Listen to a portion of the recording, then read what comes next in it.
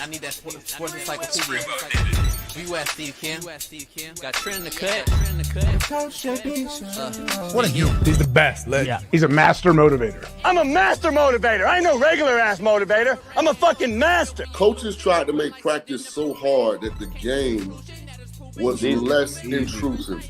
Like they coached you that way. Like people think, well, they were just yelling. No, they were trying to put you under stress and put you in under duress so that when you got in the game, you could mentally handle adversity.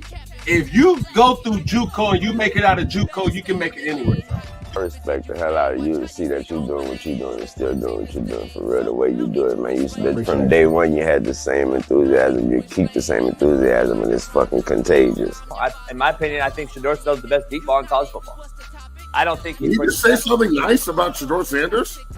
I love talking ball. It's nice to connect with guys that are like-minded and just are real and genuine. And I'll proudly stand up next to you. Oh, God bless America. You said belt to ass, T-Red. You got the belt around you. Smitty and Jason Brown. Coach JB Show.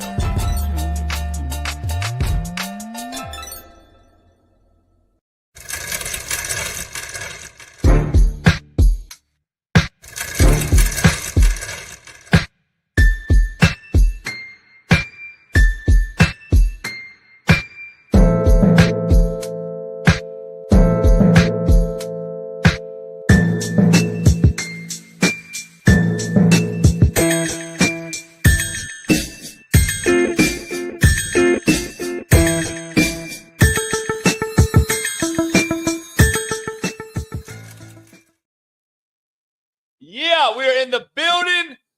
And I'm glad to see the comment section that shows me that, goddamn, we're in trouble, America. We are in trouble. When you think this motherfucker's funny, when you think Shane Gillis is funny and defending him in the chat, we know we're in trouble because mediocrity is the new excellence. And I'm so fucking happy that you fucking nobodies really like this guy, Shane Gillis. I'm so happy that you guys really defend this fucking nobody. I'm happy as hell because I did a deep dive. And Quinn, your bitch ass, shut up. I went in last night and watched this motherfucker stand up, and holy fuck, I tried to laugh one time and just couldn't figure it out. I couldn't figure out how to laugh because goddamn, that motherfucker's trash. He is fucking trash. I've never seen a comedian try harder than be worse. Never in my motherfucking life. He is absolutely garbage. And the millions of fucking people that actually think he's legitimate is embarrassing. I'm going to be honest. It's fucking embarrassing. Then I went on and watched Bailey and Smitty's fucking favorite show on Netflix. His show, Tires or Flat Tires or whatever the fuck it was. Me and my boy Ruben turned it on. My boy Spree, his birthday. And goddamn, we looked at each other like, these motherfuckers really think this is fucking funny? Mediocrity is the new excellence. It really is. Because I'm being honest, I didn't go in with a biased fucking take. I went in to see if this guy's going to make me fucking crack my smile. He's horrible. I'm be fucking real with you. So guess what? Little video on Instagram, put it out last night. Went out. Pat and a couple boys that are boys with him, I guess, hit me up like, what the fuck going on to me? Why are you mad at this guy? I go, fuck him. So they're going to put something together, see if he can come on the show and tell me what his take was on his show. Because apparently he did a whole hour show on me and Last Chance U. That's what it is. He did a whole show. But here's the problem, Shane, that you don't understand. You have no fucking idea who I am. And he called me a wigga and all this old shit. By the way, for you to call me a wigga, that means that you imply that I say the N-word. See, I've never said the N-word in my motherfucking life. Because leaders create more leaders. We're not more followers. And that's the thing you don't think. For you watch me on Netflix, homie, when the fuck did you see me be the follower and not the motherfucking leader? For you to call me that implies that you think I'm a follower. Quinn, shut the fuck up. You're a joke, bitch. See, that's the fucking problem. You motherfuckers look at these fucking weirdos who you seen on social media blow up overnight and think they're a legitimate fucking comedian. You're fucking a joke, Nathan Ordaz. That's the problem. You really think this motherfucker's funny. See, I'm a great judge of character. I don't miss too much when it comes to judging character. I don't miss. This so-called comedian Shane Gillis, who we all know is a social media nobody, but won't admit it. I say the truth out loud that all you motherfuckers think quietly in your head. Shane did a video of me, an hour long, and I didn't see it before, but I've seen clips, so now I went and watched it. I have no issue with him doing a video. I've had a lot of people try to clown me and do videos. It is what it is. But don't try and act like you are cool, yet say slick shit that you think I won't or didn't catch. That's the problem. Don't piss on me and say it's rain, homie. Don't insult my motherfucking intelligence, Shane Gillis. I'm not from fucking backwoods Nashville, motherfucker. I ain't Boo-Boo the Fool, homeboy. You know nothing about me. You're not funny. You're a fake-ass comedian who grabbed the audience of millions of minion-minded retards who think you're funny for some fucking reason. But again, mediocrity is your generation's new excellence. Make no mistake about it. Go watch some real comedy before you tell me that this is the best comedian going right now. If this guy is truly the best comedian right now in America, then goddamn, we're in trouble. We got a real problem in entertainment business. If Drewski and Shane Gillis is saving the comedic world, holy fuck, we got a problem. But I did go watch Last Dance on that Netflix deal. I watched his show. Shut it off pretty quickly. Not funny whatsoever. His stand-up is even worse. And whoever thinks this guy's funny is the problem. But I'm a hater. But what do I know? Let's dive right into it. My main man, my Far East Sider, Naptown legend, 317, LeBron hairline having, Lamar Jackson loving, and Pacers, we'll say gray area guy, and our own Caitlin Clark, Big Smitty. That's a slow-ass intro. What's going on, y'all? Man, it's your boy Big Smitty, man. You see the shirt, man. I'm blessed by the best. It's Wednesday. It's hump day. The shirt, the week is going fast. JB coming on with the heat right now. Shane Gillis, you still got this. We had a whole argument. I called you last night. And I had some people over here, and we were like, we actually tried to watch it because, you know, they saw the heat going on social media. So we turned it on in here and chilling. Yeah. Really, seriously, homie. I try to be unbiased as possible and just see if that cat could say anything. Now, I'd be like, all right, motherfucker, funny. Come on, homie. That's y'all comedians nowadays? That's really what y'all think is good? I'm not saying, you know, he's some top-notch guy. I'm saying I like his show on Netflix. I didn't say it was Mobland. I didn't say it was my number one show. I'm just saying it's a cool little show. Late at night, you might go to sleep, turn it on. You might chuckle a couple times. It's like one of them silly, goofy shows. You turn it on, whatever. You're running the tire shop, and you go to sleep. It ain't nothing. You know what's funny, Smitty? Here's the funny. Yeah. Here's what's funny. What's funny? If it ain't funny to JB, then it ain't funny to nobody. Don't that card go both ways? No, because yesterday I made a great point. I said I'm not a fan of Seinfeld, but I still respect him as an all-time like one of those. Don't mean he makes you funny, homie. Respect don't mean he makes you laugh, homie. Stop. Well, we were having a conversation about respect, though. No. He said that the motherfucker in the chat just said, if I don't agree he's funny, then he's not funny to the world. Because JB's whatever JB says. Hey, don't that have a flip side to the coin, homie? So you think he's funny? I gotta think he's funny? Like, hold on, homie. Stop. Not at all. Not at all. That's what the chat thinks, though. That's how they really think, though. Like, JB says it. No, it's a flip side of that coin, homie. Comedy is each his own. Comedy means, like, you know, he tickles your fucking own little feather. I don't know how to say that. That each his own. Like, we all have different comedians. I'm kind of, you know, I'm a hood cat. I kind of like inner city comedy. That's just how I grew up. I'm not really like Cat Williams. You like Eddie Griffin. You like Bernie Mac and like real fucking. Richard Pryor. I like all that too. Yeah, the new shit I haven't liked. I just don't like it. The new shit I just haven't fell off. There ain't nothing wrong with that at all. There's nothing wrong with that. There's a reason, Smitty, that Will Smith smacked the shit out of Chris Rock. Because you know why? No, real shit. Because comedy's dead, homie.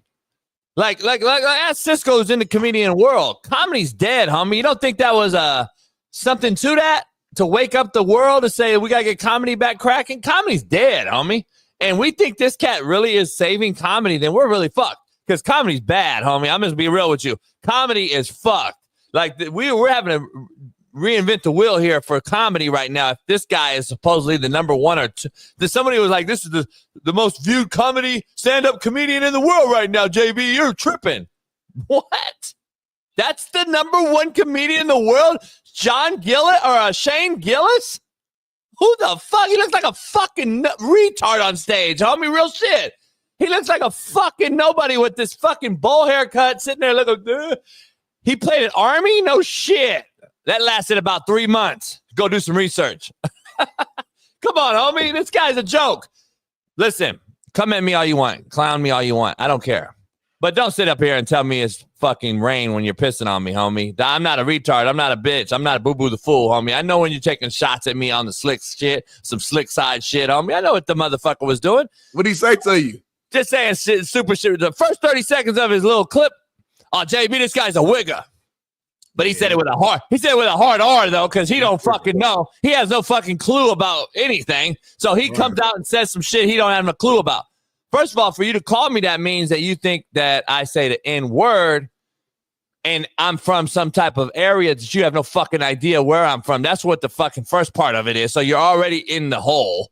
And then he continued to use the word and said it multiple times. And then he goes and says some slick shit, homie. The whole time, if you really watch what he says and listens to what he says, the motherfucker's just saying slick shit. Yeah. And I don't think people realize, like, he said, JB, he apologized for that comment. Give a fuck. He said it right out the gate. Motherfucker, that's who he is. Stop apologizing. You fake motherfuckers. You act like he ain't saying the word with the homies? Get the fuck out of here. You motherfuckers are really clueless, homie. He's a fucking, there you go, sneak dissing or whatever you want to call it. Yeah. He's a fucking joke. But listen, people are already talking amongst each other. Apparently he's a fan. He wants to come on the show, homie. I'm not changing who I am, though. I'm gonna straight call you, call it out. So come on the show. Listen, your opinion is valid. If somebody said something about me, I'm not going to be the biggest fan either. I'm not saying he is the funniest guy in the world. I've never seen any one of his stand-ups. All I was arguing is that two things. One, from what I researched, is that his start into this space isn't the same as Drewski. I don't know why you keep bringing that name up for some reason. And then number two, just saying he's not a real comic because he uses social media was my only dilemma. In terms of saying he's the funniest and all that, I ain't never said that. I just said his show was decent on Netflix. So I'm going to make my point clear. But yeah, he wants to come on the show. Comedy's subjective. Comedy's subjective. You thought that show was funny. We were laughing at each other thinking it was horrific.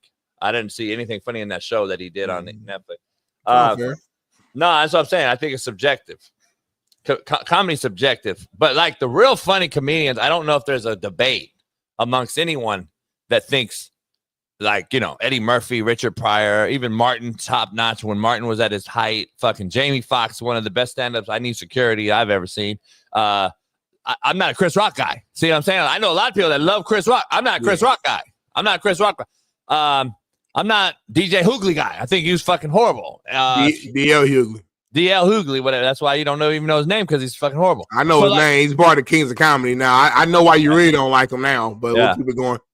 No, I've never liked them. I've been on record. I've never liked them. Kings of Comedy. Trust me, I'm a huge fan of Kings of Comedy. About to say, I coached one of a legend's sons, Robin Harris. His son played. Yeah, from LA, boy. Compton. My boy, he played right here at West LA JUCO for one of my best friends in the world. They made kids, right? House party. Yeah. Legend right there. He's I'm old school though. I'm old school. Kinnison, Rodney Dangerfield, and fucking George Carlin. I'm old school, and then I'm new school, because comedy was still from the same cut of cloth from the OG Red Foxes, and it transitioned down all the way to Bernie Mac, hilarious. I mean, to me, that's still an extension. Like, that's all an extension. All the way to Dave Chappelle, all the way to, I don't know, like, where does it end at, I guess? Like, Cat Williams still coming along, and then you go to now Mike Epps still do his thing. Mike Epps, all those guys. But see, here's the thing about it. And I don't understand why cats don't grasp this concept. I don't know why you don't grasp this concept. actors, comedians, real guys that started organically. Why aren't they huge presences on social media? Because they don't fucking need social media, homie. They don't need social media. We had this conversation last night. Why don't you see these motherfuckers? Because they don't need it. Well, I mean, I don't know who you're considering. Kevin Hart is big on social media. Mike Epps is big on social media. Like, a lot of the big names have millions, but but they're not using it for what? Because for the comedy, homie. They're already established. They're already established guys. They don't need social media like these other motherfuckers. These other cats are literally proving my point. They're social media content comedians. They didn't make it in the industry and then use social media. These cats don't use social media for their shit, homie. Because they grew up in a different era, though. I understand what you're saying. Yeah, Mike Epps don't need to promote his shit on Instagram is what I'm saying. When he was coming up, there wasn't no social media, which means he had no choice but to go the old school route, which was very effective in that time. I don't know if that's the most effective tool to use today. You should still do it, but social media is a more of an expedited role if you really are entertaining or creative or funny.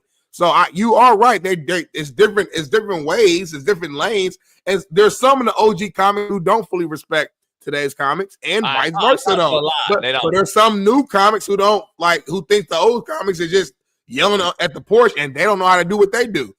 It's two different skill sets. I think being a stand-up guy is a completely different skill set than being a guy who's creating skits daily that's a completely different. They're both funny though. It's just different. As a fan, the stand-up is funny, the skits are funny. It's just different ways of comedy. Comedy isn't just a single Let me ask you, what have they created though?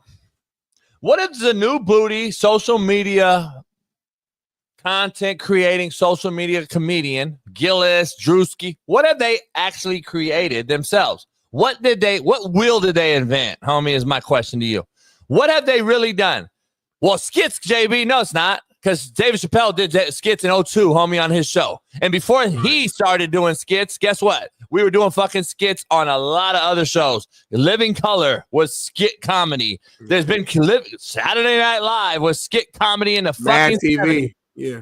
What has these new booties done other than take shit they saw and then do it on using this huge masterpiece that's created so much fucking money for these new generation of minions, I call them. Each his own. Now, like I said, I'm not going to take money from nobody. I don't give a fuck. They made their money. But seriously, what have they done? None of you guys really want to break down the real shit. They've done nothing. They've taken other people's shit and now used it with millions of followers because of the era that we're in and the generation that we're in. And look at the demographic age that they're grabbing. Period. The demographic, you can miss me with that because at the end of the day, demographic. When Eddie was in his prime, he had a younger demographic too because he was younger. It's always gonna be that. So that don't really do nothing for me. But let me ask you this: what did all the OG comics create?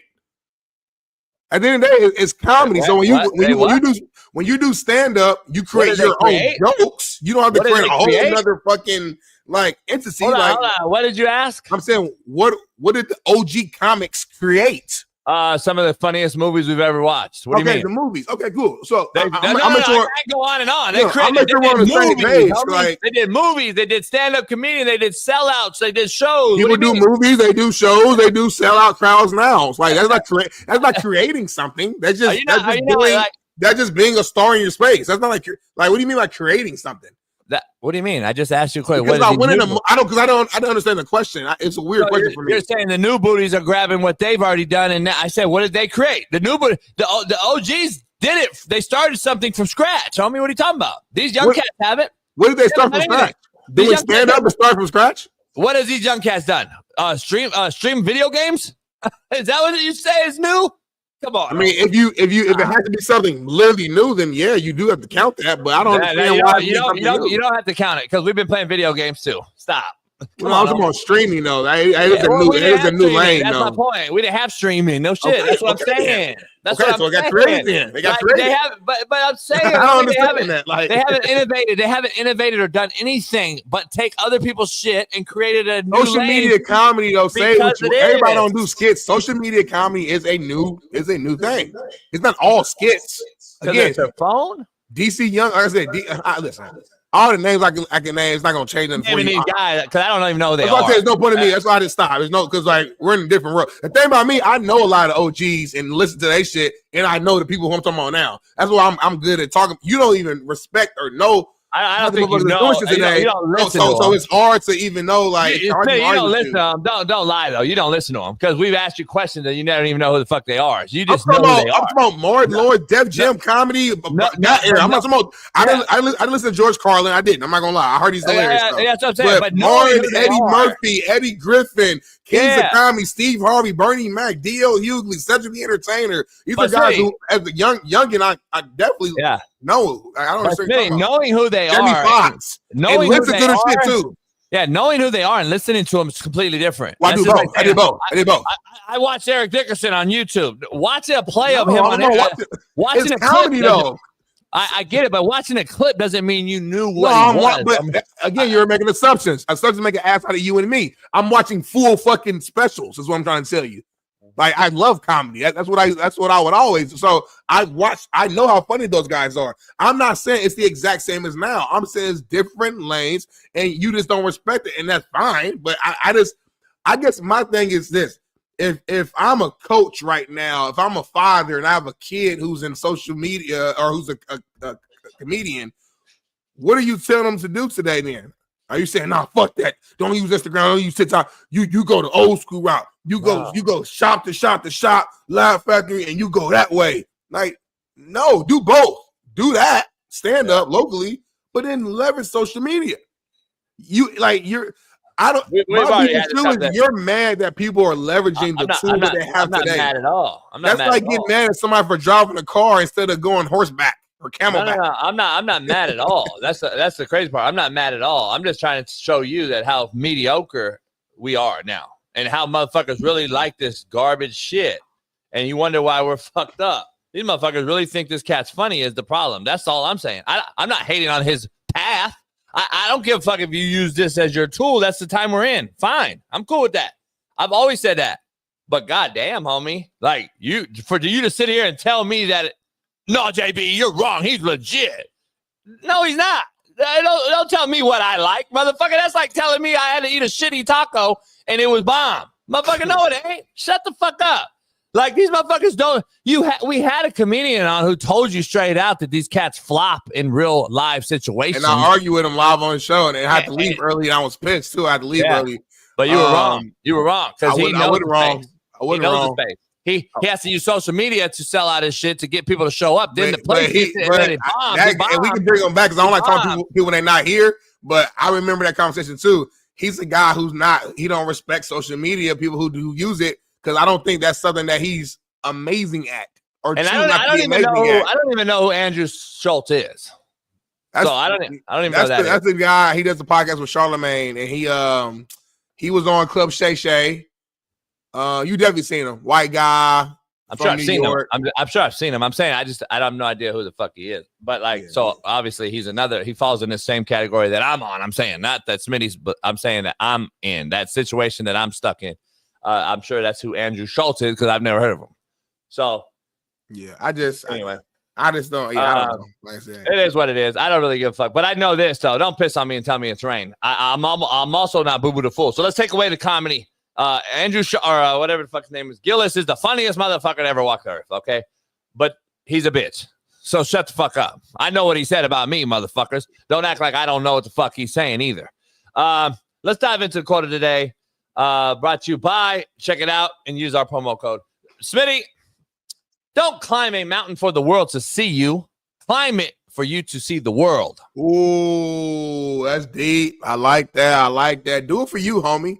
That's the problem right now. I think even with myself, I do too much for everybody else. And I'm not saying don't do that sometimes, but you got to take care of your number one, which is you. You got to right there. I love that. I'm going to do comedian. I'm going to do comedy. I'm going to do stand-up because I'm funnier than Shane Gillis. I'm funnier than Drewski. I'm literally funnier than them, and I don't try. You're funny on some podcast shit, on some like being yourself, like at the poker table. You're not funny on some get behind a mic for 15 minutes and make motherfuckers laugh. That's my point. I can be though. I can be. Yeah, it is. You don't respect the art. You're not funny. It doesn't matter. I have the it factor. I was sitting there the whole time and be like this. That's what you don't get. You be there doing all kinds. I'll be right like this. No, you wouldn't. You do that because you're like how I am with this Shane Gillis cat. You would be like that with me. You'd already come in with the negative mindset. But if you're funny, you're funny. Like if you make me laugh, I can't. No matter how I feel, I'll make you laugh. If you're not funny like that, homie. I guarantee I make you laugh. Contrary to belief, see, Smitty, let me ask you something. When you're on top of the hill, yeah, who's above you? God. And when you're on top of the hill, who's below you? Everybody else. Everybody. That's why I'm on top of the hill. Contrary to belief, only dead fish go with the flow.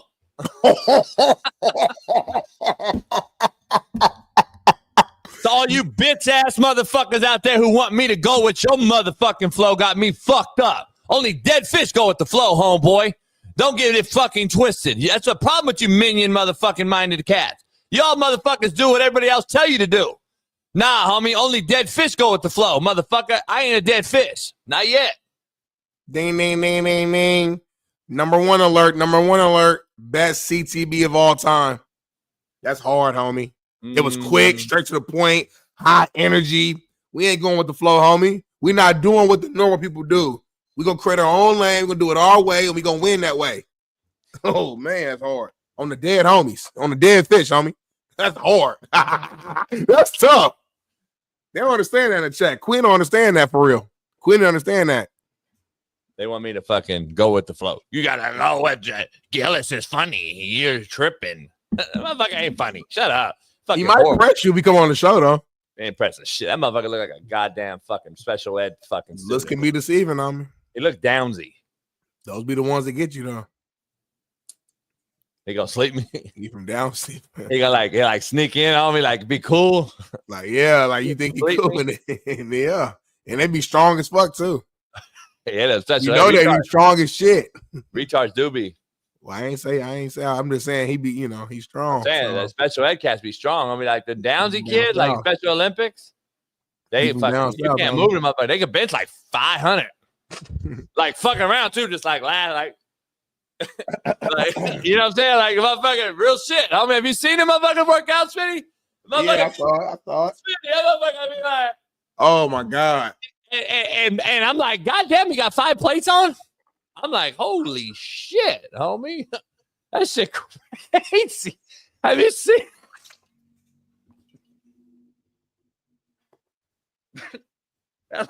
Fucking be like, homie, homie, have you seen his hand grab the fucking the bar on me?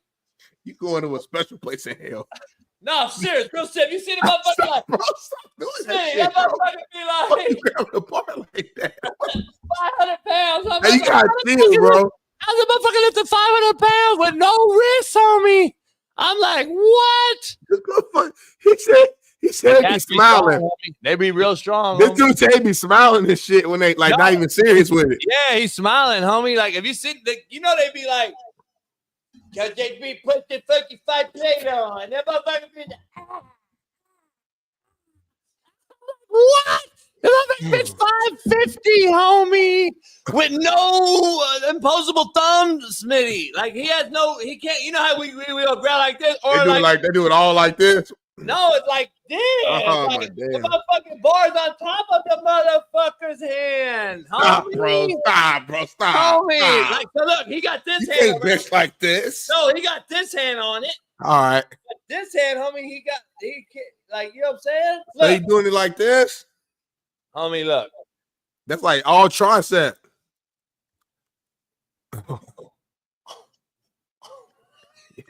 Hey, man. You gonna have a VIP section in hell. If you cut that in the clip right there on that line, Paris, you're gonna have a VIP section in hell. And then go to doom, doom at the little. Ooh.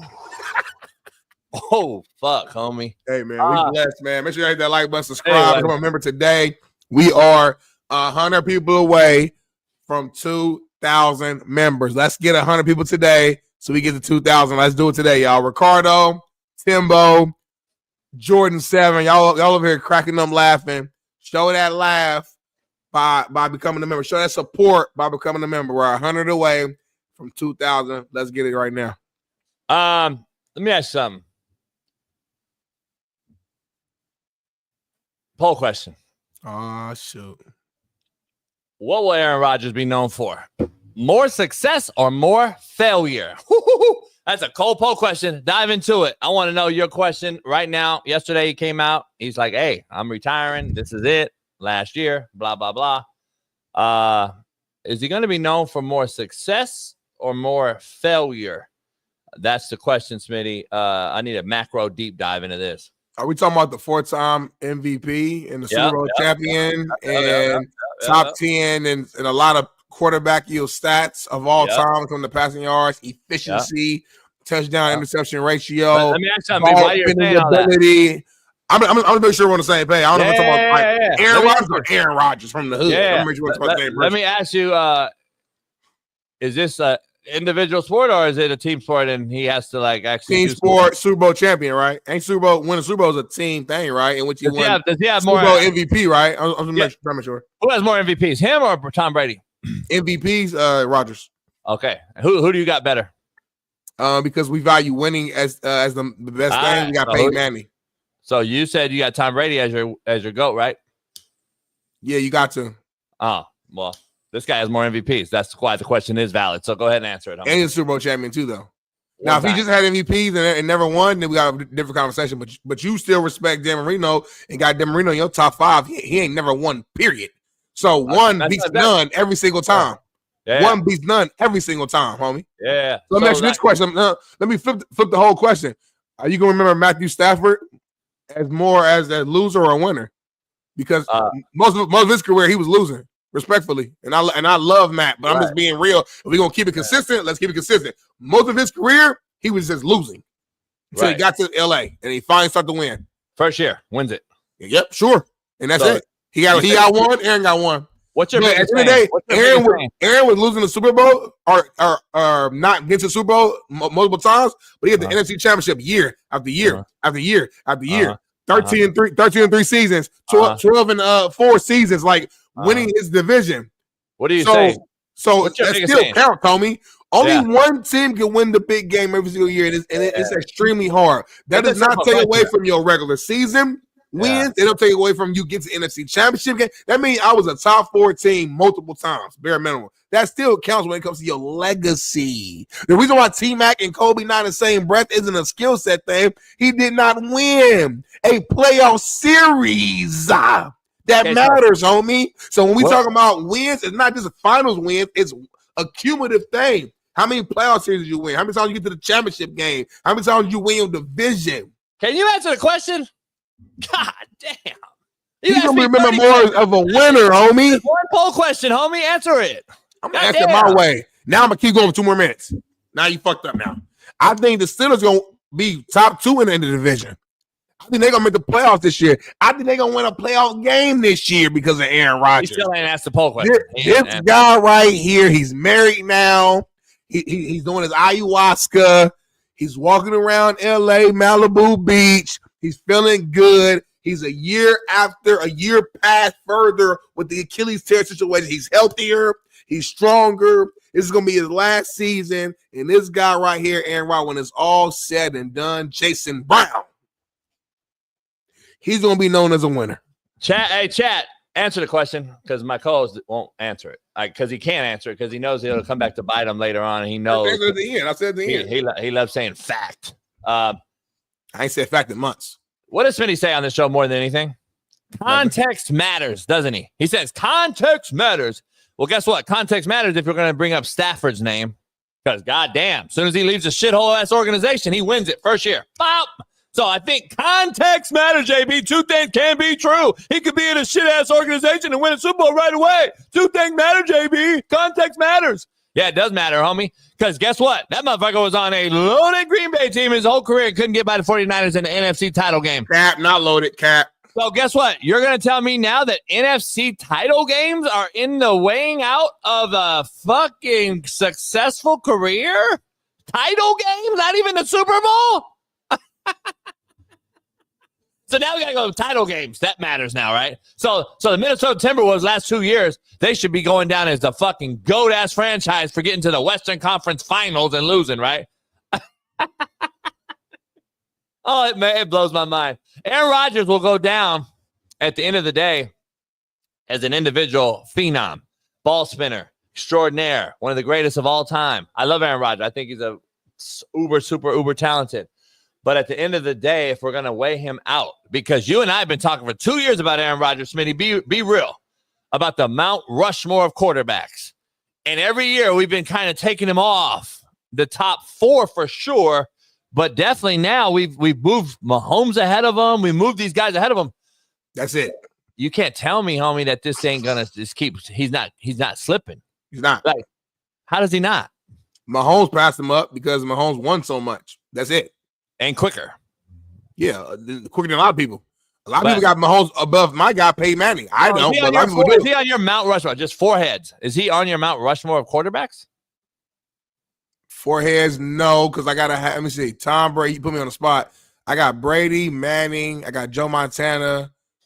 Yeah, so, it's only 4, so no, he's not top 4. Okay, so he's not top 4. So I'm trying to figure out, like, we get the individual accolades. Top 10, he's top 10. We get the individual accolades. We get all that. So I guess if we're going to just talk MVPs, which he has more than Tom Brady, but at the end of the day, Tom Brady, we both agree that he's better and he's won more, obviously, and all those things. Like, I don't see how the success will come out and overweigh his failures. I don't know how that happens. Like, the end of his career so far, we've known him to be more what? Of a discussion off the field than on the field. We not gonna listen when he retired, man. 5 years from now, we not even gonna remember these years, homie. We gonna look at Aaron Rodgers as the Green Bay Packers legend. You're not gonna say that about LeBron. We don't think about Brett Favre. You're not gonna say that about LeBron. When he's with the fucking Jets, or Brett Favre when he was with the damn. Like, we're not gonna think about that, homie. You're not saying that about LeBron. Green Bay Packers legend. So LeBron example is, you know why? LeBron with the Lakers, you're going to just shut that off? Smitty's gone, Bailey. I don't know. I don't know what. Is that you? Hey, so are you going to dismiss the last 5 years of LeBron's career too then? These last couple, like last year and this year, I will. So you're going to say nobody's going to remember those years? It just don't matter. It don't do nothing for me. What do you mean it don't matter? They're both the same age. They're both 40 plus. Yeah, but it's different, right? So when LeBron got to LA, even though he was old, he was still like kind of in his backside of his prime. Like, he's a freak. LeBron's his own entity. I look at it for what it is. For example, Kobe's last year in LA, I don't, come on, bro. Like, it wasn't Kobe. I'm not about to use that against him. So I'm saying this isn't Aaron Rodgers, especially after the Achilles tear. So this isn't our peak Aaron Rodgers. LeBron is still fucking averaging 26, 7, and 7, which means he ain't had no injury, knock on wood, that's really slowed him down or anything like that. So he's still but Aaron Rodgers was Steph Curry, 37 years old, but he's still fucking in that space. Aaron Rodgers got to the Jets, and unfortunately, towards Achilles fucking in 2 minutes. We don't know, you know. But last year, he was top fucking 6 in every category. He had better stats than than the MVP Josh Allen throwing the ball, homie. Yeah, but that's again context matters. No, stop. How many rushing touchdowns? No, stop. You can't beat this big of a hypocrite. You ain't gonna beat me, homie. You ain't gonna beat me, homie. You can't beat this big of a hypocrite. He didn't have the stats in the fucking MVP, homie. You know why? Because you like to keep away running and rushing touchdown, which fucking matters and count. Let me ask you a question then. Look me in the eye. Look me in the eye, homie. Are you telling me Aaron Rodgers played just as good as Josh Allen last year? No, you're not saying that. You're not saying that, homie. Context matters. You're not saying that, homie. I told you context matters. Yeah, I know I said it. I said it on purpose, homie. You didn't get me. You didn't do nothing right there. No, I actually did. You didn't do anything right there at all. Are you telling me, you're not smarter than me, homie, are you telling me that Aaron Rodgers had just as good as a season as Josh Allen last year? Stop it, homie. I said throwing the ball. You sound crazy. Didn't I say throwing the ball? You sound crazy. You don't listen. You just hear. You're not confused these young motherfuckers in the chat. I'm different. I'm different. I didn't say running. I didn't say you with his feet. I didn't say touchdowns with his feet, did I? I said he ever, but no. But why'd you say that, though? What are you insinuating? I said he was top 6 in every passing category last year. Why are you saying that? Because you're saying he has the years won't matter. Did you watch the fucking games, homie? You're saying it won't matter. Did you watch the games? We're just gonna throw that season away. Did you watch the games? So LeBron last year don't matter. LeBron last year making All-Star team doesn't matter. Stop bringing LeBron. We're talking about Aaron Rodgers right now. You say we're going to forget about it. Stop bringing it. We're talking NFL. NBA season is over. We got the draft today, and that's it. We're talking Aaron Rodgers. Stay on track. Let me ask you, did you forget about Kobe's last game? Stop bringing up Kobe. We're talking NFL. We're talking Aaron Rodgers, homie. No, stop. Exactly. Stop. What do you mean? Stay on track, then. Context matters. Anyway, let's move on, Smitty, because I cooked you. You didn't. Kobe's last season did not impact his legacy. Wherever you had him at is where you had him at that point. I didn't say that. I didn't. You're right. Okay, but don't say we're going to forget about his last Stop year. saying Aaron Rodgers dropping. No, he ain't fucking dropping. Wherever you got him, you got him. Let's dive into his McAfee interview yesterday that he said pretty much it's over. Let's take a listen. Great to see you. Great catching up. It feels as though since you signed with the Steelers, it's been, I won't say more candid, but it does feel as though there's been a different, vibe from you. Is it, safe to say that this is your last year playing? As someone who, wants to savor everything, I would like to know when it is your last year, just because every time you're running through that tunnel, it'd be incredible just to say, like, hey, let's make sure we really appreciate what's going on here. Is that something you've thought about? Is that something that you know for sure? Or are you also just kind of taking it week by week, seeing how your body's feeling and seeing how the mind feels as you go throughout the season? Yeah, I'm pretty sure this is it. That's why we just did a 1-year deal. Steelers didn't need to, put any extra years on that or anything. So, this was really about finishing with a lot of love and fun and peace for the career that I've had. I mean, I played 20 freaking years. It's been a long run, and I've enjoyed it. And what better place to finish than in one of the cornerstone franchises of the NFL with Mike Tomlin and a great group of leadership and great guys in the city that expects you to win. Congratulations. Here's the bottom line. We were wrapping up the show. It came on yesterday. Now, I don't know, midway through, I was doing Rumble Unpaved, and it was on, and Shaun Salisbury and I were talking about it. I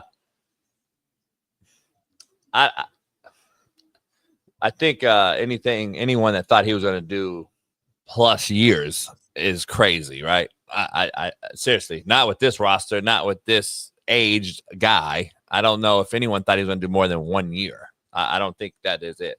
I think he'll be on McAfee, or he'll be doing his own thing, Jeopardy. He'll be doing some show after his career is over, and we'll consider him as one of the top ball spinners of all time. That's just what it'll come down to. But as far as him like being a failure in his overall body of work, I think that's fair point too. So we can say he's the greatest thing. As Smitty says, two things can be true. Ball spinner, I think he's the top 3 all time. But successful careers, I could argue also that he's a failure with how good he really was, Smitty, how many MVPs he had, Smitty, and the talent that he had around him for multiple years. We can say he's a failure as well. So like I say, you can say two things can be true. And in this situation, don't say it's a lot. He didn't always have a lot of the talent on the offensive side like you think he did, especially at the wideout position, which is why every single year he would ask for a fucking wideout in the draft, and they would go with a backup quarterback. That's a fact. I agree with you. All right. But I also said that's why he's so great of a ball spinner. I said he's gotten multiple wideouts, extensions, or bigger contracts, more than Patrick Mahomes and all these other guys. I said Aaron Rodgers makes nobodies into somebodies, and they get contracts somewhere else. Right. Mahomes he gets them as far as he can, but sometimes you get to the big game, and your team just ain't better than the Niners. Your team ain't better. Sometimes it's just like that. It's what it is. Tyreek Hill didn't need Mahomes to get a contract extension. He had the same stats, if not, well, he actually had better stats in Miami with a lesser quarterback. We would both agree with. So at the same time, Rodgers is taking guys and got them contract extensions after contract extensions like nobody's we didn't even know about. Mahomes hasn't. Mahomes has inherited guys that were already good somewhere else and took them in. He's never taken a wide out and the Chiefs didn't sign him and he went on to somewhere and balled. Like, I haven't seen that guy. Show me. If I'm wrong, show me. Tell me who it is. No, you said something about. No. Go ahead. I'm just saying you can think about. You good. I'm just saying Mahomes has never had a wide out that he had from, let's say, a rookie on like Aaron has, MVS and fucking Cobb and all these fucking nobody. He's turned into somebody's. When is Mahomes taking a nobody and then the Chiefs for whatever reason didn't have the money to sign him, re-sign him, and then he got a big contract somewhere else? The Chiefs, a Chiefs wideout. It hasn't happened. I don't think so. So we'll see if Xavier Worthy or Rashee Rice, if he's even eligible to play going forward, We'll see if the motherfuckers get a big contract somewhere else, because those are two guys that he's had from Jump Street. Yeah, I mean Rasheed Rice was balling, and then he got hurt, and then Xavier Worthy definitely made a lot of big plays last year as well. So I mean, no, that's not my point. My point is, will they leave the Chiefs and get a big time extension? That's my point. That's what I want to see, because I haven't seen it yet. And I'm just saying, Juju, you can argue, had better career, better stats in Pittsburgh than he's ever had in Kansas City. And hasn't he had 2 stints in Kansas City? Hasn't he had 2 different runs in Kansas City, Bailey? Has Juju been in Kansas City 2 different times, or am I tripping? I thought it was once, but also Juju got there at a point in which he wasn't in his prime. I mean, yeah, he definitely had it. He had his best year when Pittsburgh, when AB was there, and he was the 1B. We all had that argument. See, Smitty, can you explain that these guys don't listen? Juju won chips in Kansas City. What the fuck does that have to do with my take? What does that have to do with what the fuck I'm talking about right now? Please tell me what the fuck that has to do with what I'm talking about. Juju was there twice. Okay. So Juju was probably the most, I don't know, least insurmountable wide receiver on the Chiefs. Like, let's be honest, the motherfucker. He makes some big plays in the playoff run. Yeah, but he's not like I'm worried about him on the solo side. I got to double him. He ain't that guy, homie. No, TC, you're not right, because you're a fucking idiot and you don't listen. You have 2 ears and 1 mouth for a reason. Shut the fuck up. Anyway, Smitty, I don't know. It is what it is with Aaron Rodgers, but I think 2 things can be true to your point. I think you can say he's the greatest ball spinner, argue that. You can argue he's the greatest ball spinner of all time. Mm-hmm. But then you can also argue that he's a failure in his overall body of work. That's just what I'm going to leave it at. Yeah, I disagree. Hall of Famer, Super Bowl champion, MVP. I'm not saying he's not a Hall of Famer. And I'm just saying he checked off every single box. So it's like, damn, I think the problem is we compare him to Brady. That's the problem.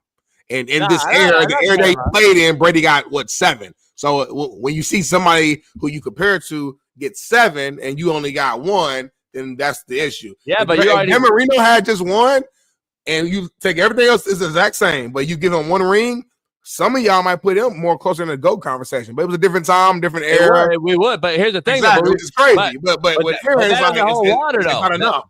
Like, that takes on whole water though when you say you're comparing him to Brady, because you've already moved Mahomes above him. Mahomes ain't his era. Mahomes on the ass end of his era.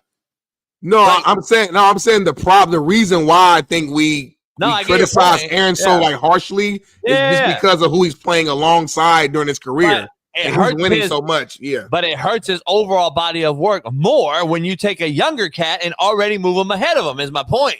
But I mean, again, Mahomes moved but a lot of people though. I mean, I'm just saying they got most people in the media got Mahomes like top 2.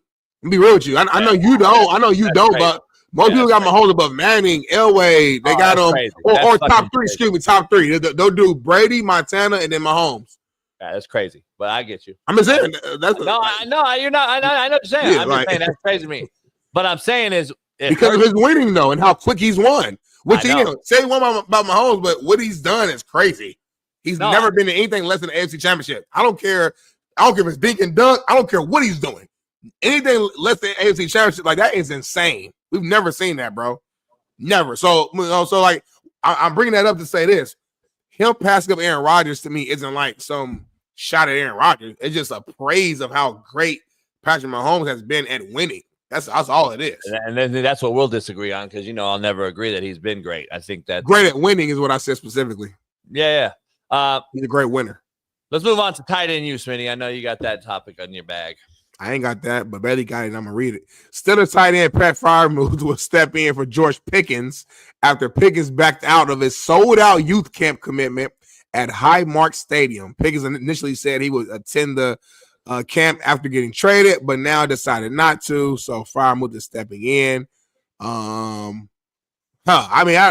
Listen, I get being traded is annoying and all that type of stuff, but this is for the kids. You know what I'm saying? If you made a commitment to the kids, it's already sold out. They're expecting to see you. Like, move the ego to the side, move the pride to the side. Come out here and do this for the kids, man. Now, unless there's like some sort of emergency, something that came up in your schedule, which that's not what I'm hearing, I would go ahead and make that sacrifice, make that flight back or whatever. You probably still Well, he's probably sold his crib by now if he had a crib bought or whatever. But regardless, make that quick flight. You got the money, and go there and be there with these kids because it's not their fault. You know, you got traded. So that's where I'm at. So he's just refusing? Is that the story? From what I'm reading right here, it just said he's backing out. You know, maybe he's like, you know, in Dallas training or whatever. Or, you know, again, when he set up this camp, he didn't expect to not be in Pittsburgh. So I understand that piece of it. Like, he's like, damn, I'm in Dallas. I got to fly. I got to do this. It's way more of an inconvenience, but it's already sold out. And a large part of why it's sold out is probably because of you, because you were a big name there in Pittsburgh. So it's like, damn, for you not to show up, it's kind of like, you know what I mean? It's a great move for Freiermuth, but I would have not did it as Freiermuth. You don't let the kids? I do, but they're not the kids. They're not. It's not my camp. The problem I have is what you just said doesn't hold water. And I agree with half what you said and half the other side I don't. Here's why. Freiermuth stepping in is fine and dandy, but it's not his camp. It's not for his kids. So half of those kids may not want to see Freiermuth. They're going to get there and be like, that's not who. That's like fucking Jordan and fucking Pippen, homie. Like Pippen filling in for Jordan. Yeah, like that, well, it is similar because that's not my camp I signed up for, is my point. So, like, seriously, like, I signed up for the Michael Jordan camp, and Jordan sent out a message saying, I can't make it. Pippen's filling in for me. Half that shit is gone. Let's keep it real. Half them people are pulling out. This cat showing up for this shitbird is not a good look because at the end of the day, make this cat accountable. Because here's why.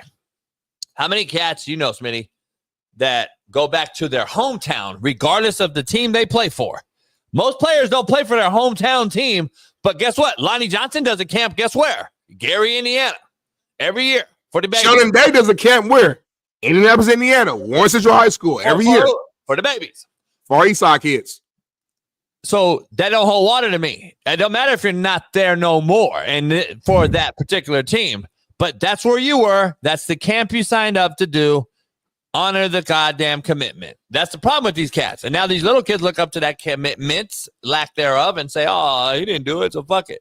Make him do it. Freiermuth is filling in for a cat that's not even doing, it's not even his deal. It just happened to be at Highmark, and they're going to do it there. And he's like, I'm not going to let this thing fall apart. It's a bad look for the Steelers organization, blah, blah, blah, blah. Right. Nah, Pickens, you need to honor the shit. That's the bottom line. We let these cats get away with too damn much. I mean, Tomlin deals with more shit. I don't think people give him enough credit. I've been saying this shit for years. I don't think he gets enough fucking credit. And everybody want to talk about he's on the hot seat and all that just for the lack of time in between Super Bowl wins. I don't think the motherfucker gets enough credit. I'm being real. I don't think he gets enough fucking credit. But it is what it is. Like, another story came out yesterday, and we're going to get to, I'm sure, about Deontay Johnson. I don't think Tomlin gets enough credit. I'm being honest. Like, this motherfucker, these are shitbirds, by the way. Deontay, AB, this motherfucker, Pickens, shitbirds. Like, that's what they are, homie, shitbirds. And now they got DK Metcalf's another fucking shitbird. He be chilling. He be chilling. Yeah, whatever. He gets mad during the game. He might mush you, get a flag, but he ain't really doing nothing outside of that. He ain't doing nothing off the field. You know, he just working hard, lifting, going to play football, homie. I don't like your energy today. Great, homie. We got a guest coming on in about 2.5 minutes too, so no break. Taylor Swift. Taylor Swift showed up for that tight end university thing and grabbed a guitar out of the crowd. That's what the rumor was. Have you seen this? For real? And started playing in and shit. Apparently, she's horrible looking. That's dope. Now she's dope in music. She's dope in music for sure. Is she? I don't know her song. I gotta listen to see if there's a song. You do. Like if I've heard it. Yeah. Go to your phone. If you type in Taylor Swift, I didn't know it was her though. You know what I'm saying? Right. That's how me too. I'm like, oh, this is her song. Like I don't be knowing that, but it'd be her. Yeah. She's super big. Someone say they never. We're gonna get flagged for this. Well, what song is it? The whole show about to get flagged. What song is it? Is that her song? I don't have no idea yet. We ain't making no money on this whole episode. Is that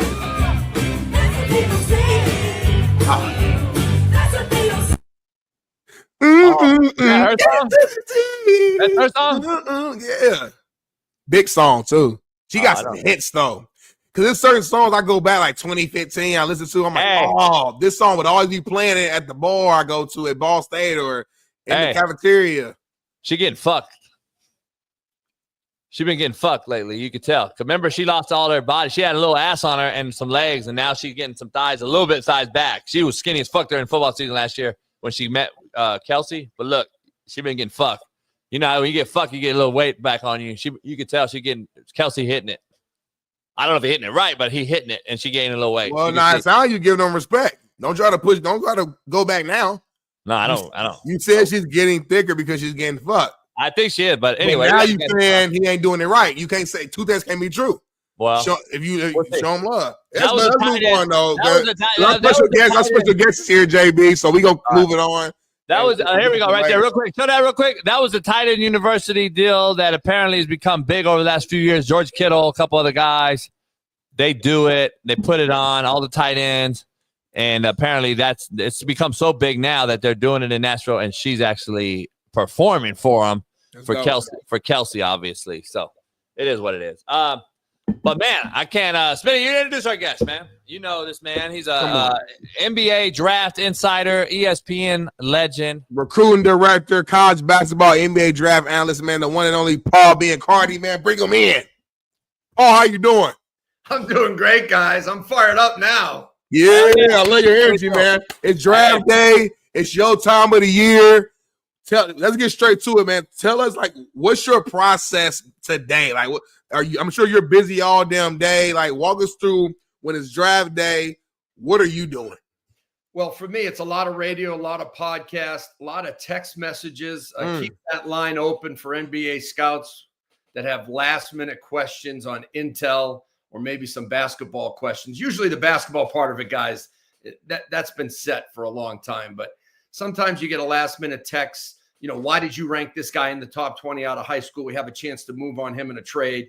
You know, everything's confidential, of course, on my end, but I just try to provide as much value as I can to NBA scouts. And then all the platforms I get to go on.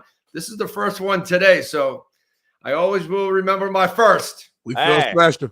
Appreciate that, brother. Let me ask you right at the gate. Boston Celtics, are they just blowing this thing up? No. Brad Stevens not going to blow it up. Is Jaylen Brown on the block? Not in my mind. Now, you know, look, there's so much speculation leading up to the draft. You know, you read a lot of times guys are sliding. I don't know if guys really slide because the boards have been done by teams, right? Teams know who they're going to draft usually right after the combine. They've been scouting this since McDonald's All-American game and the Jordan Brand Classic game and all the All-Star games. But in terms of the Celtics, I think, you know, they're just trying to make some room for the, you know, the second apron, the luxury tax. You know, it's a rich city. It's a city I'm from. So I got great history with the Celtics. I grew up on the Boston Celtics. I love what Brad Stevens has done. I think he's just trying to figure a way how to save some money right now. Quick question, because you brought this up, and I was talking to JB in our little group chat the other day. Can you explain what this like second apron, what this actually mean? Like, and dumb it down, make it like sports talk for dummies. What does this mean? Well, I'm a dummy, so I don't know if I can explain it, but there's a luxury tax. That's the first round of money that the NBA gets taxed on. Then there's what they call a second apron. It's just another level of tax that you basically can't go past. You know, if you go past that one, I think that's when you get really hit with the fines and bad things happen to your franchise. I don't know the ins and outs, but I do know that's the last round of, you know, money that you can spend. You can't go past that. So teams are trying to stay away from that. I got you. You basically try to stay away from the tax collector. You know what I mean? Exactly. Me and JB, we do that every year. We do a good job of that. Well, let's dive back into this draft. And I know you said like a lot of these teams, like it sounds like they've kind of already known who they were going with, you know, for a while now. So like, are you pretty confident, you know, like what the top three people in this draft, you know, will be? Well, I have a good feeling of what I would do if it was the top three picks. Obviously, what would you do? Yeah, Cooper Flagg's on an island by himself, guys. I've watched him longer than anyone because I got a phone call on him after his freshman year of high school when nobody knew who Cooper Flagg was. Check this out. His AAU coach, Andy Bedard, played for us at Boston College when I was an assistant coach. I get a phone call. hey, coach, I got this kid, Cooper Flagg. I think he's pretty special. Can you watch a film of him? Sure, Andy. Watched the film, thought he was very good on film. But on film, you can't tell athleticism. So I went out to see him live, and you could see the athletic ability at that time. You could see the skill level. You could see the competitive nature. I mean, he just did so many things well at a young age. And then obviously his career took off. He's a superstar in terms of his approach and mindset. I don't know if he'll be the number one option on a playoff team or a championship team. I don't think he's wired that way because he loves to defer, right? He loves to give it up to his teammates and be the playmaker. But he can be the best number two option in the NBA. And he's a culture driver. Wherever he goes, for example, Dallas, they're ready to win, and he's going to help them win, and he doesn't have to be the man. And right now, Cooper Flagg doesn't like being the man. He's going to work his way into that role as time goes on. He's a great role model for the future generation of players because he's competitive and he's coachable. And at the same time, he only has one thing on his mind, and that's winning. He's really a special cat when it comes to that. Number two would be Dylan Harper. And in my mind, Ace Bailey's the number 3 pick in terms of talent and upside. But obviously, he doesn't want to be in Philadelphia, and his people know where he wants to go. So I think Philly's going to, take a hard look at that and go with VJ Edgecombe, because with Edgecombe, you get everything that you want in a prospect. You've got incredible upside down the road. You get somebody who can help you a little bit in a pinch right now. They got McCain and Maxey, and he is so good when it comes to the locker room and the community, VJ Edgecombe. Like, this kid came over from the Bahamas at 14 years old just so he could get a scholarship so his parents wouldn't have to pay for college. And now he's going to be the number 3 pick in the draft, possibly. I mean, this guy is a wonderful story, exceptionally humble, hardworking, and he is the best athlete when it comes to speed and lateral quickness, in my opinion, in the draft. Damn. Got you. Let me go back to Dallas real quick because I want to piggyback on those 3 things you just said. The Dallas Mavericks, real quick, they signed Kyrie to this 3-year deal. Can you explain what they did? I guess he turned down a particular set of agreements to do a 3-year, $119 million contract after the ACL recovery. Hopefully all that comes back and he's good to go. But 3-year deal, $119 million. Is that something setting the team up for future moves, or how is that a management of money scenario? What is that with Dallas? Well, I'm going to guess it's a management of money, but also to set up Dallas for future success. You have him for 3 with the number 1 pick. You got Lively. Hopefully you can get a couple more years out of Anthony Davis. You got Gafford. I mean, you got Klay Thompson. I think Dallas is trying to set themselves up for stability, which they need, right? We don't have to get into that. Stability is important right now. Cooper Flagg will bring stability. Look, he's not going to make people forget about Luka, but he's going to be somebody that people are going to warm up to quickly, because when you leave the building, you're going to know if Cooper Flagg played 5 minutes or he played 20 minutes, and he's giving it his all. And for a rookie, he's going to be 19 years old playing in the NBA. He's going to be damn good. It's going to be a lot of pressure, though, too, right? And those are some bars, too. Cool. No, because Kyrie, there'll be pressure initially because he's going to have to play some point guard. Like with Kyrie out, they need a playmaker. Now, he's not a point guard, but he can play make. He can initiate offense. He's really smart. And as I said earlier, he loves to defer. So he's going to look for his teammates. He'll probably play the point guard position for a while. But then when Kyrie comes back, you got Anthony Davis, you got Klay Thompson, other players, that will take the pressure off Coop. Coop doesn't put pressure on himself. Like, whether Coop's playing a pickup game or he's playing the NBA, he's going to have the same approach. That's what makes him different. Let me go back to Boston real quick. You mentioned a couple guys that you think will go 2 and 3 possibly. Is there any player after Cooper that the Celtics will look at and say there's a possibility of getting rid of a Jaylen Brown for one of those guys? Ooh. Anybody? I saw Seth Green today, who I've known a long time since I used to hoop at Artesia with Wayne Marino. Seth would come recruit Ed O'Bannon and Charles O'Bannon, who I played with. And I used to talk to Seth all the time. We stayed in touch, but he said it this morning. I listened. He was like, he kind of agrees with you, but he's like, there's one guy that he possibly would look at for getting rid of Jaylen Brown if they're going to go and try to move him. Is there anybody in this draft that you think is worthy?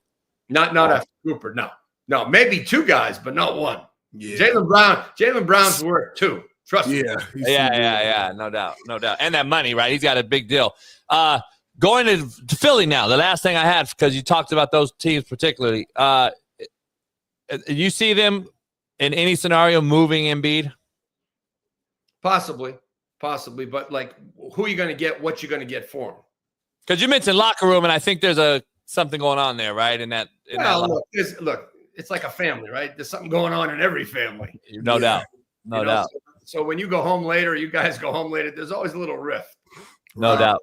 But I think that getting back to who they draft with VJ Edgecombe now, he brings culture, he brings a togetherness, he brings a humbleness. That rubs off. Even though he's a rookie, he's not afraid to speak his mind if Philadelphia drafts him. I mean, I've seen this kid speak up at Baylor's practices. Scott Drew, I talked to the head coach at Baylor. He said, look, VJ's not afraid to speak his mind to the upperclassmen. So he'll do that in a respectful way. I don't think they're going to move Embiid. I think they have a good thing going right now. They just got to tighten it up a little bit. No doubt. You brought up Ace Bailey already, obviously canceling his workout. I guess, is that kind of rubbing teams the wrong way with them? We know how talented he is from a skill set standpoint, of course. That's not even a question. But, canceling workouts, like, I mean, obviously he doesn't want to play for the Sixers. We get it. But is there any way he might slip in the draft because he's doing that, or no? Like, there's no chance. Well, talent-wise, he's third pick in the draft. Pure talent, pure upside. You're going to take him at 3. At the worst, it's 4. Okay. I don't know if he's slipping. I just figure teams are saying, look, he doesn't want to play for us, Philadelphia. He doesn't want to play in Charlotte, and I don't think that's a good fit in Charlotte. So you keep going down the line, but eventually he's going to have to stop somewhere because you have to take the talent off the board. His people, I think, want to see him in a scenario where he can take all the shots. Okay, and that's Washington, because they are in a total rebuild, right? Reconstruction. They're trying to do it all over again. They're trying to come up. And so that's a situation I think they think is good for him. Now, does that rub people the wrong way? Of course it does. If somebody said to you, hey, you know what? My guy doesn't really want to be there. The franchise still has to make a decision. Do we draft him? Right. Try to work with him and develop him and kind of forget what the agent is saying? Or do we draft him and then use him as a trade asset? That could be a possibility. Philly may draft him and then trade him.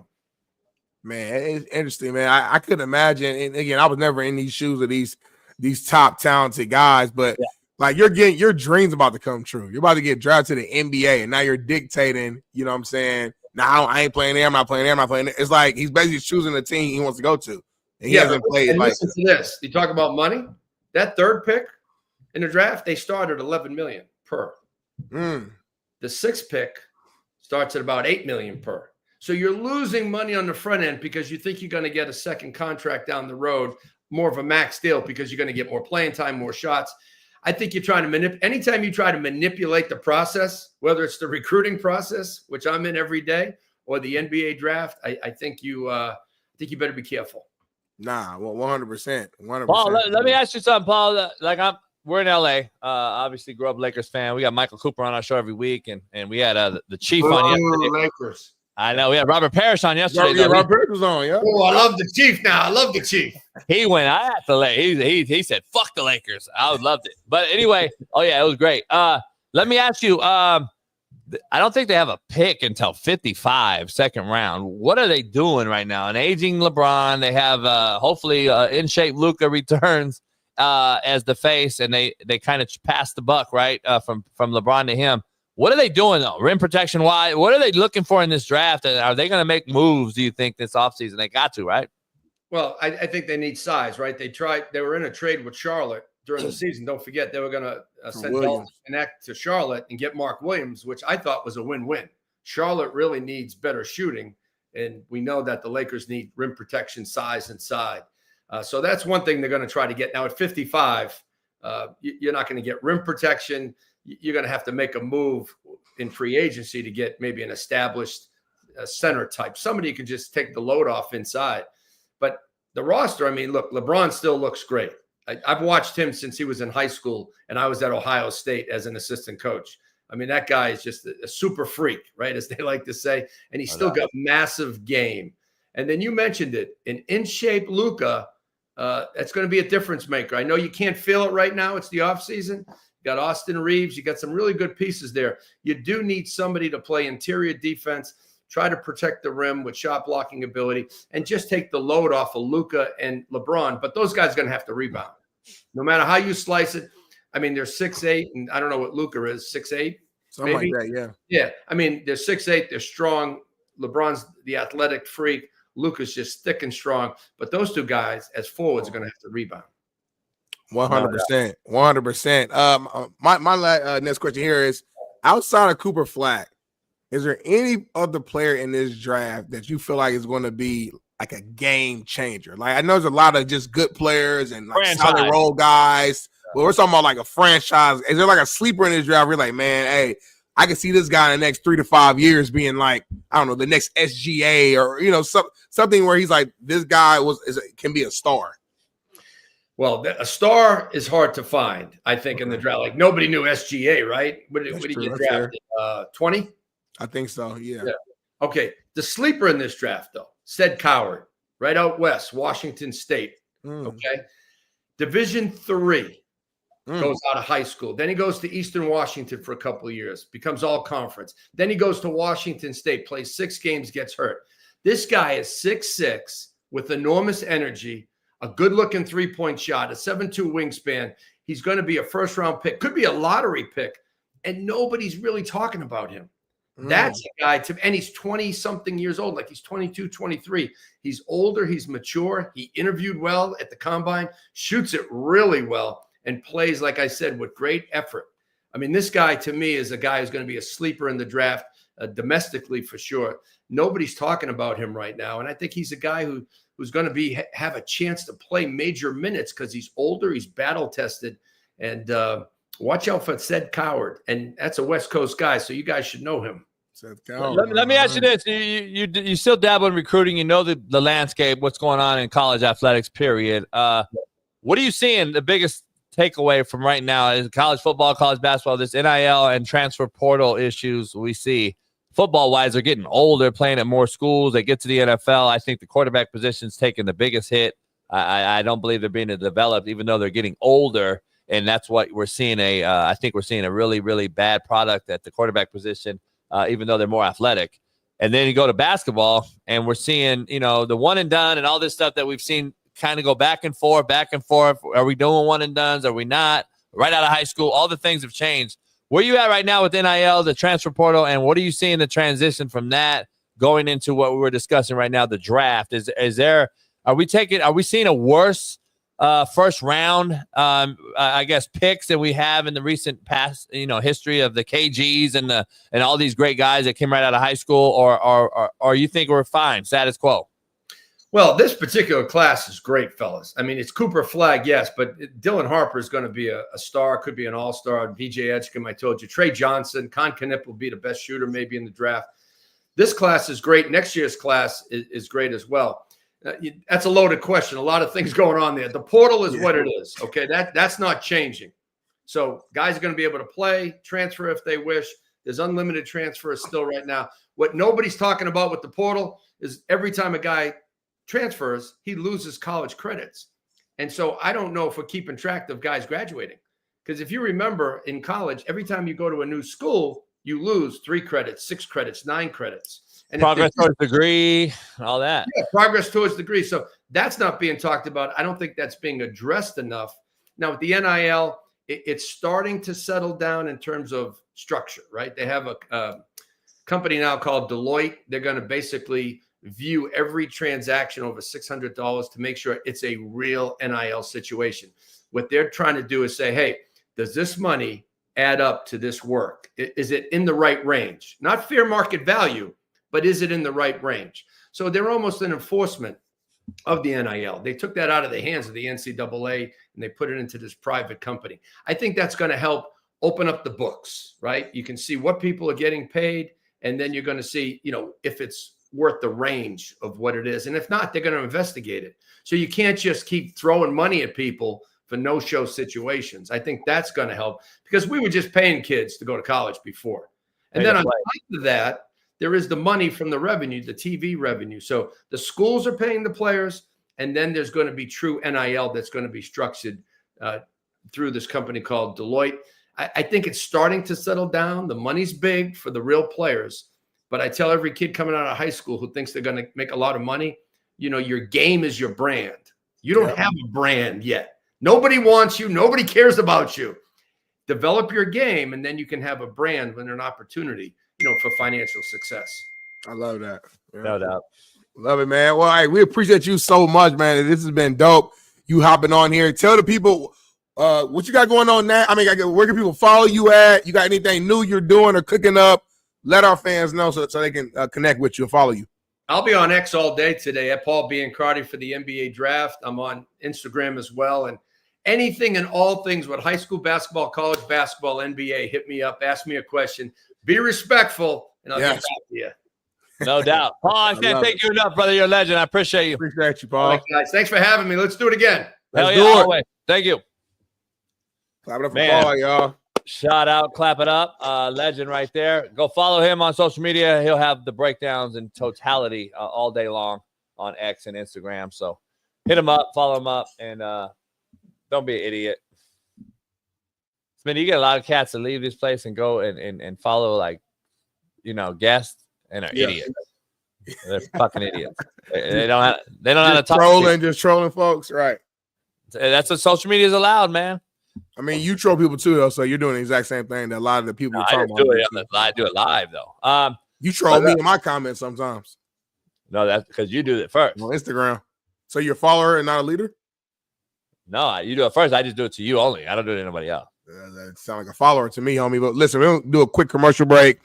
4 minutes. Come back. We got more of the Coach JB Show with Big Smitty. Another special guest. We got legend Rob Nin joining the show. World Series champion Rob Nin. Say it with some respect. Yep, Rob Nin will join us right after the commercial break. We'll be back in 4 minutes. Pound that like.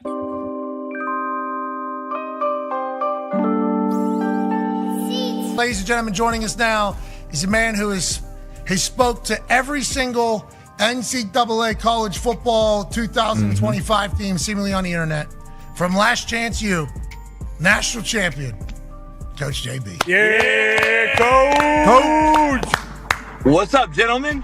Coach, just great car, great stick. Thank you for pulling off to the side of the road. Hope you don't get killed here. Honestly, side of the road, LA, I assume, that's not necessarily the safest place on earth. So we'll make this quick. How do you feel about all of these new coaches now in this NCAA college football 2025 game using your speeches to motivate these boys from one side of the country to the other, Coach? I feel broke. Yeah. Like, it's crazy. Can I get like a royalty or something? Like, Netflix already screwed me. I'm getting screwed by EA Sports now too? Like, holy shit. I hit him up. I reached out to him like, hey, trying to be cordial and nice. I'm a nice guy, you know me. Yeah. And I was like, hey, EA Sports, maybe I can actually be your video guy, the actual do a real video instead of using my name, image, and likeness. Oh, shit. And maybe I can get a little piece of the pie, but nah, it's all right. Just keep sharing my 500 million views of it. I don't mean to laugh at you, but obviously you are a hilarious, miserable person, and this is kind of is how it goes. Hey, Pat, I was actually chilling. My back went out yesterday, so I didn't even do my show today. So I just left my chiropractor, and I'm waiting on this damn cigar company to open. They're late, of course. I mean, come on. Shit. Okay, so life is good. Last question for me, because I know the last time we talked to you, you had not watched the Netflix series Last Chance U. You said that. You said, I've not watched it, but obviously you've heard from everybody. Now, do you see some clips that come across your way? You're like, I don't remember saying that. And then all of a sudden, oh, I killed that. And do you judge your clips whenever you see them? You're like, I murdered that one. Nah. A broad came over to the house the other day, and I didn't really want to watch Netflix with her and chill. But she wanted to watch the show. We watched one episode. Okay. And I'm like, I can't watch this. Okay. And she was like, oh my God. I'm like, I don't want to watch this. It was the first scene of the cow scene or whatever. And I'm like, yeah, they only made about $4 billion off my name on this shit. I'm not watching Netflix either. So I'm spiteful right now, Pat. I don't want to watch Netflix. I don't want to watch EA Sports video game. I'm like, man, and I can't even get 40,000 subscribers on my YouTube channel. Well, you're going to. You're going to the moon. We appreciate the hell out of you, Coach. Hopefully it'll get figured out, and we know the Netflix and chill thing, what that leads to. Bad backs, chiropractors. We appreciate you. Ladies and gentlemen, Coach JB. Yeah, Coach.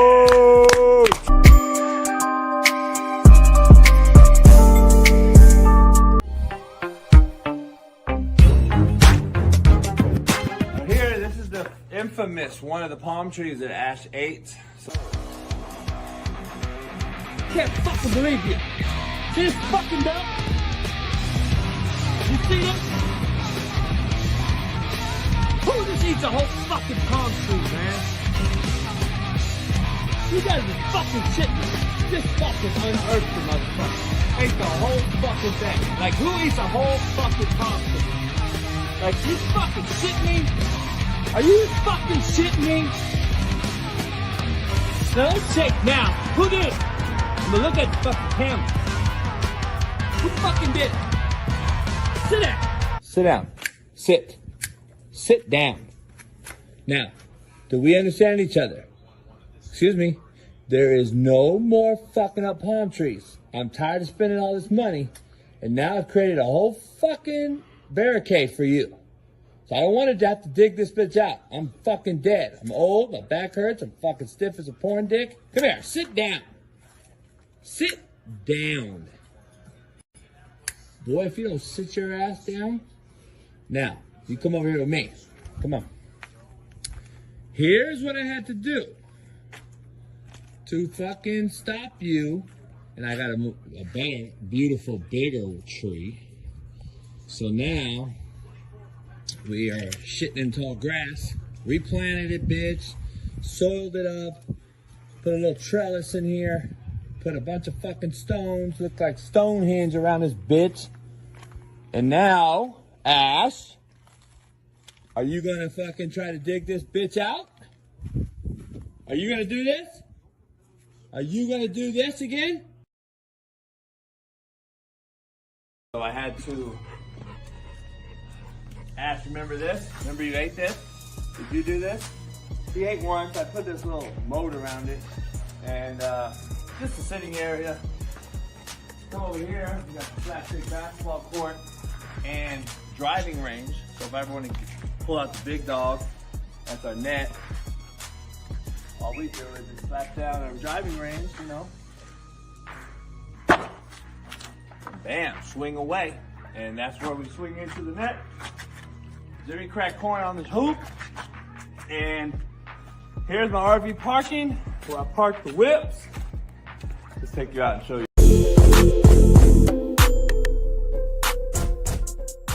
Hey, well, fuck it. I'll go home tonight. I'll drink my yak and smoke my stick. And I'll get it back cracking.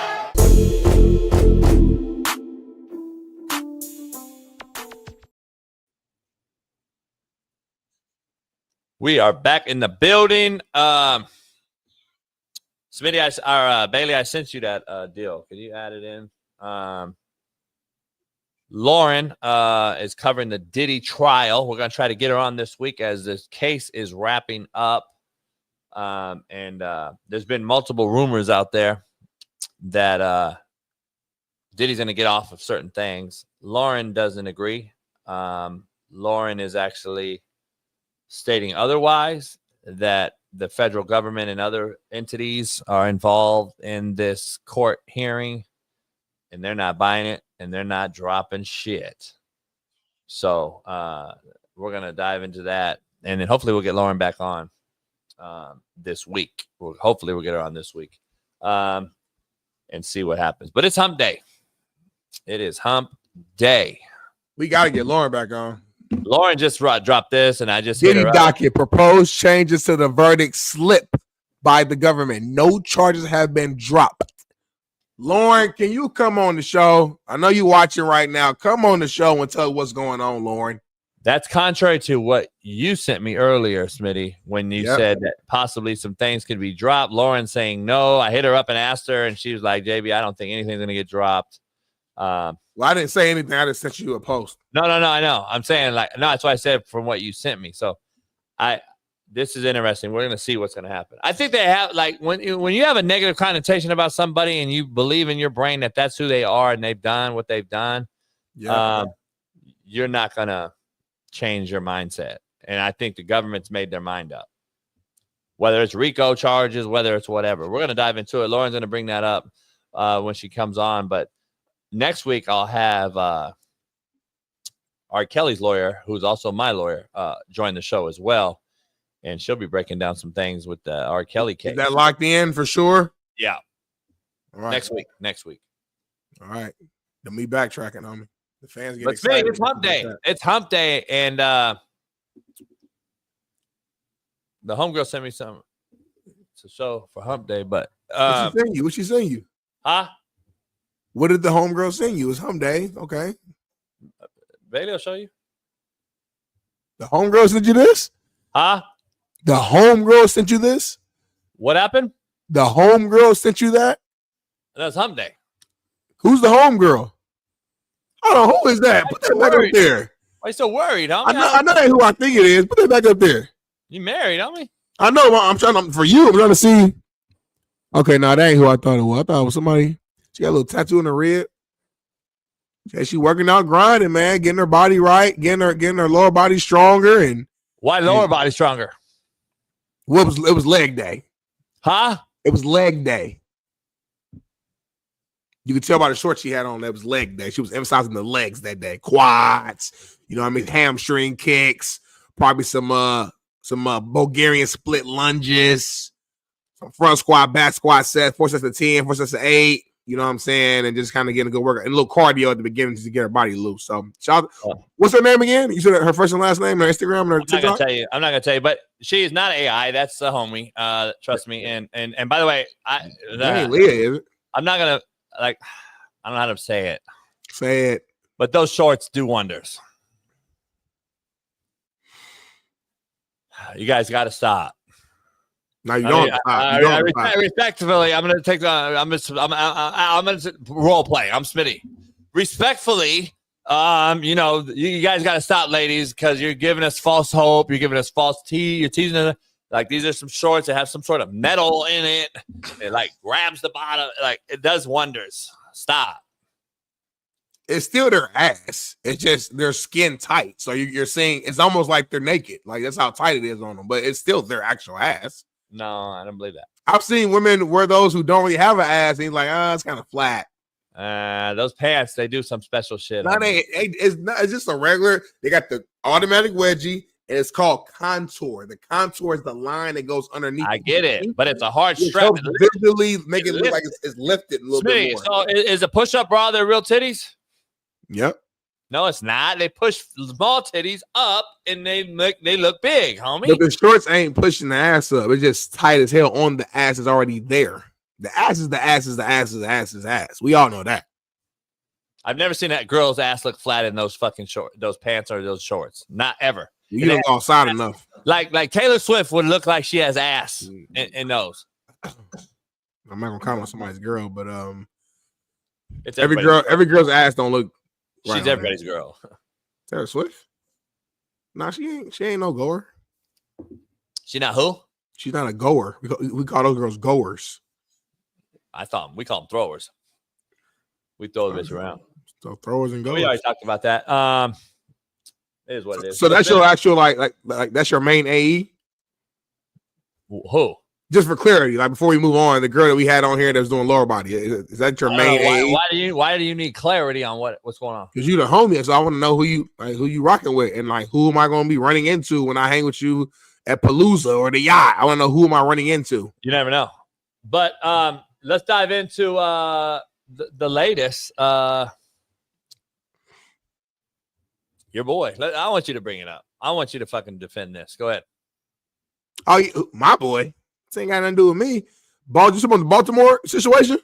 Mm-hmm.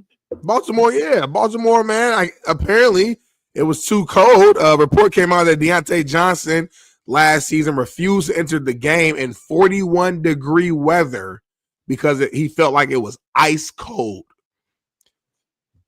I'd like to give people a bit of a doubt. An opportunity to respond. No. Because there's no way in hell a football player who getting paid millions in the NFL said, "Nah, coach, I can't go in the game. I'm ice cold. There's no way. There's no I can't. That don't even make sense to me." So when I say benefit of the doubt, I'm saying I'm trying to give this man some time to respond. Chat, please check Twitter to see if he has responded yet or said something. There's no way in hell a grown-ass man football player told his coach that it was ice cold, I can't go in. If so, this is some of the softest shit I've seen. If you combine this with my guy AR5 last year, taking a playoff and quarterback to catch his breath, we in a bad spot right now, if that's what's really going on.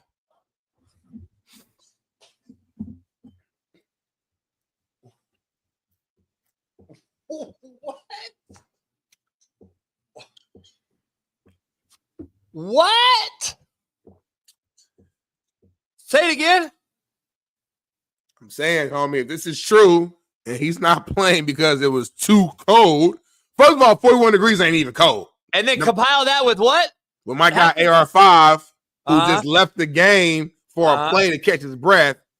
If both these things are true, we're kind of in a bad spot right now, mentality-wise.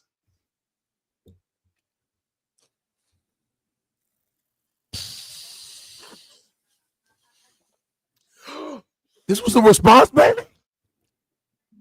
Shrug, like, fuck it, move on. So what? Move on. Come on, DJ. Come on, homie. He ruined his career. He was on 9 teams last year and never played. He's super talented. We see the talent, but this guy is insane. Like, somebody needs to talk to him. Somebody in Deontay Johnson's circle needs to go talk to Deontay right now. He's ruining his career. He's ruining his money. He will never make this amount of money ever again in his life, and he's ruining it right now. He's being a waste of talent. That's one of the worst things I hate to see is a waste of talent. There's no way in hell you out here, bro, not playing because it's too fucking cold. Grow up. Go ahead, JB. That pissed me off. The koozies are on the website. Go check it out. The koozies are on the website. I'm not going to go into I told you so rant. It is what it is. It's not just something new for me. I've been telling y'all. So it is what it is. I'm not even going to go into a rant because this pissed me off so bad that you now finally agreeing and seeing this thing after fucking 5 years of me railing and yanning and ranting and mounting and mounting about it. I'm not going to go into it. I'm not going to do I told you. Thanks for verifying it. You mentioned multiple players. I can name thousands of incidences that we've been seeing from high school. You can't name 10. I try. You can't name 10. From high school, the Florida kid I did a video on that he's pushed the wideout coach coming off the field. What did I say? That was getting hyped, homie. Stop. Stephon Diggs. We talk about ABs walking off the fucking field. I've been talking about this for years. I mean, I can keep going on and on and on and on and on. Stop. We talk about the slide, the fake slide, and the protection that these players are getting. And I tell you, it's a bad look. I mean, fake slide, get up and keep running. Fake slide. All the bullshit we keep seeing, it adds up, it stacks up. What are you talking about? I've been telling you this for fucking years, homie. The non-tackling of the quarterback, all this shit adds up. The kickoff return change, the fucking onside kick. I got to dial up a homie and call you and let you know I'm an onside. Stop it, Smitty. All this adds up. Flag fucking football, all-star, Pro Bowl games. But fucking just taking any motherfucking buddy and putting him on the all-star on the Pro Bowl ballot because the first guy wanted to go play golf like Josh Allen did at Pebble Beach. He said, I can't go play flag football. I got to go play golf. So guess what they do? They dial up a homie and call up fucking Gunther Minshew. What? Then they took the porn star and then say, you go play quarterback for me. The main guy's golfing. So see, all this shit keeps stacking up, Smitty. Yeah, but I ain't going to say I told you so. I'm not going to do it. I'm not going to say I told you so. I'm not going to go and say, oh, JB told you so. Smitty, I've been telling you from OGs in this business and Aaron Rodgers going on a pyramid trip. And going on a pyramid visit. Then we see him on the beach with a blankie. We did a blankie video. That's your era, though, homie. He's 40. I'm telling you, it's infested. But I told you it's gone upwards for the first time. Era. remember, I told you it's gone upwards for the first time from high school to college to youth football. We've seen a youth football coach dressed in regular ass clothes starting a fucking fight between 8-year-olds.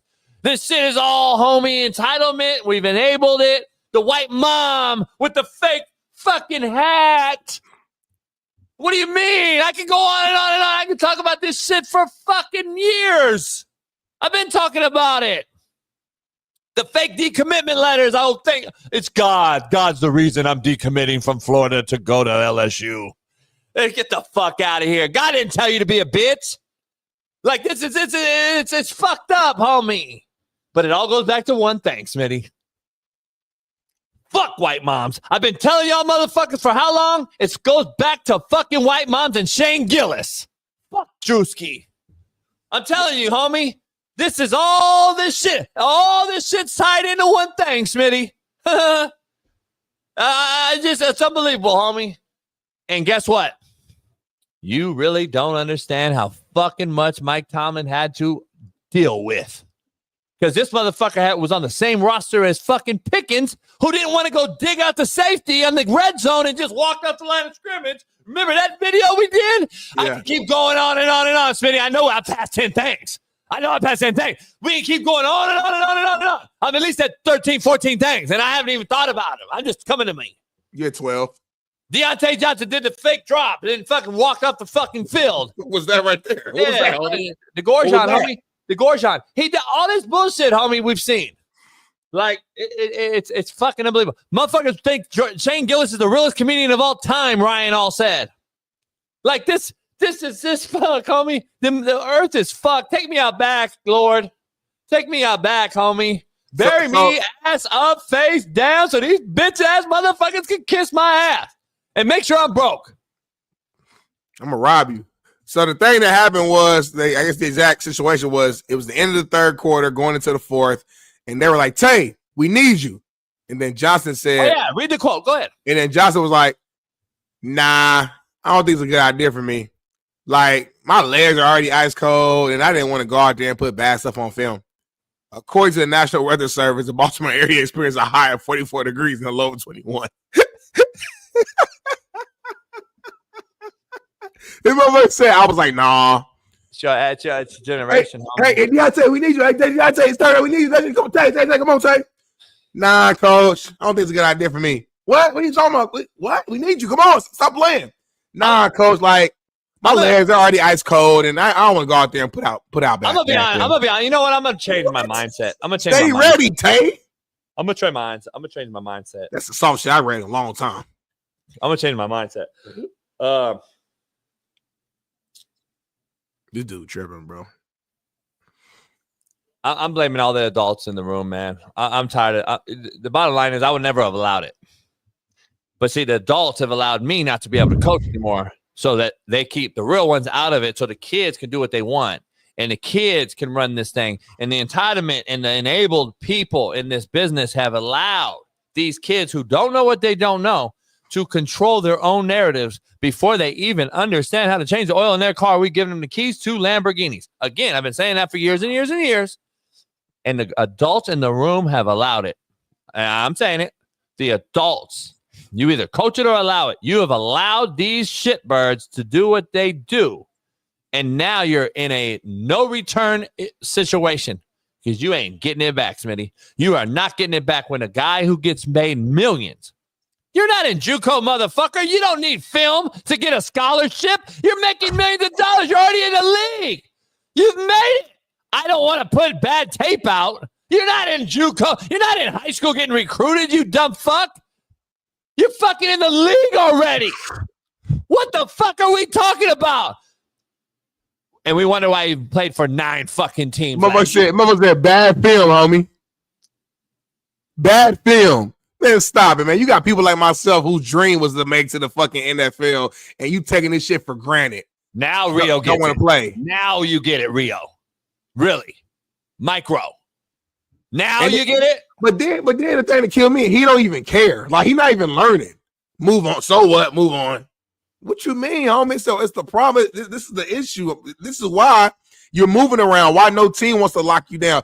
You should have already been on like a big time contract right now top 10 paid receiver. You got that type of talent and shown flashes, but your immaturity is the reason why teams don't want to deal with you, homie. How do you not see that? Who's in your circle?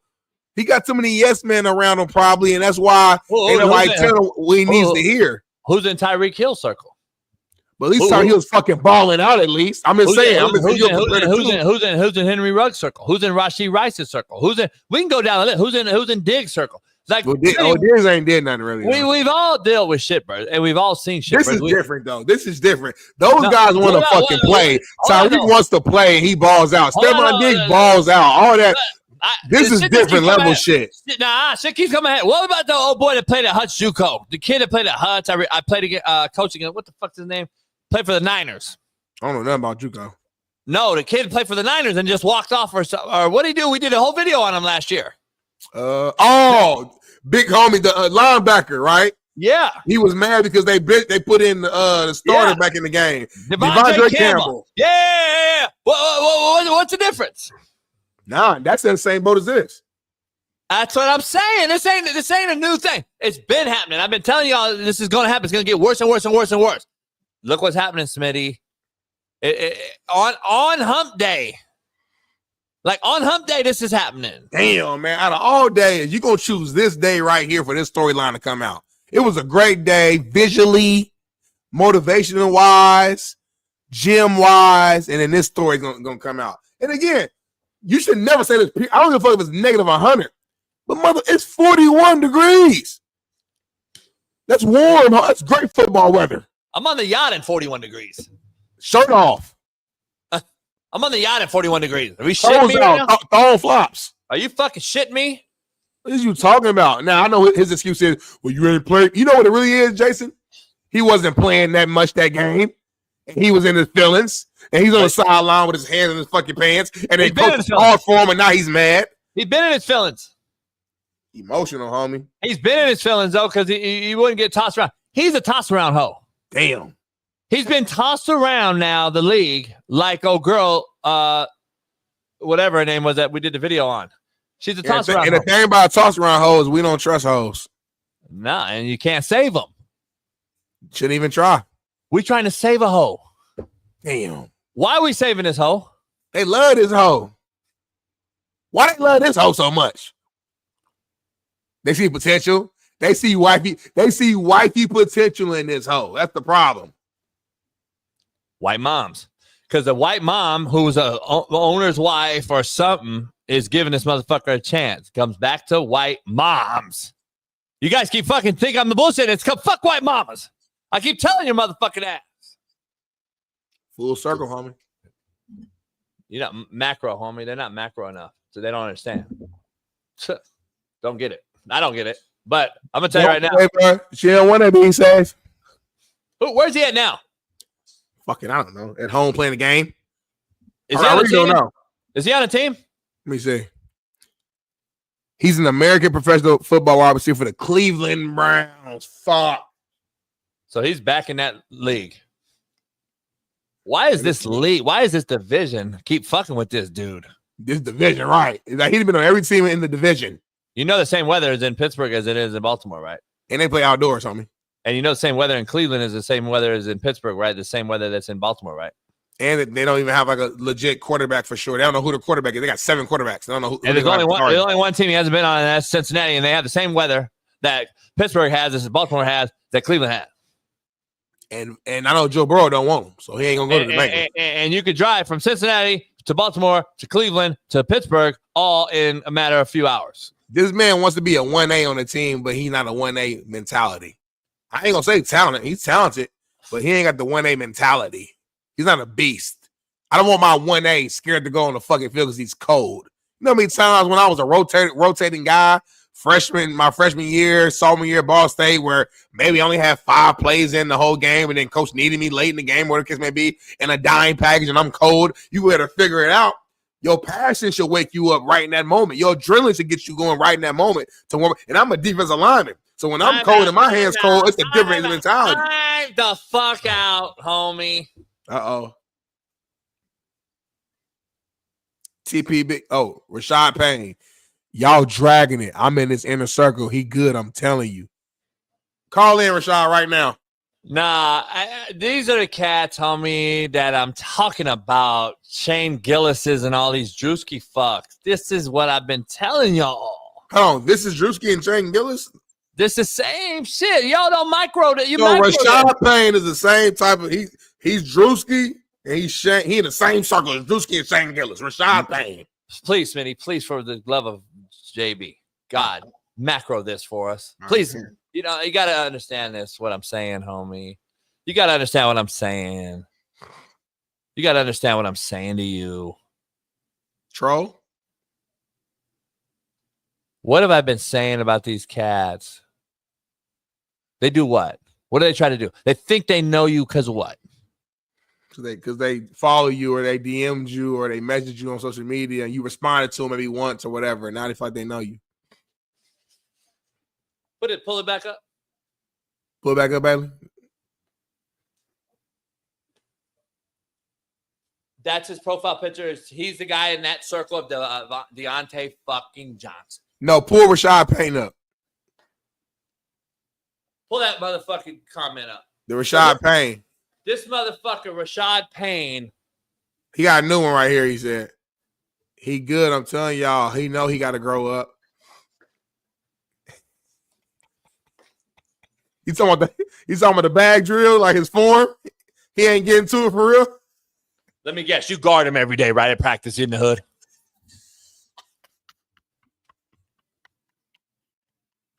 He locking him up. You lock him down, right? You lock him down, but you gave him a pass to go to the NFL, right? Hey, Jamie, he got.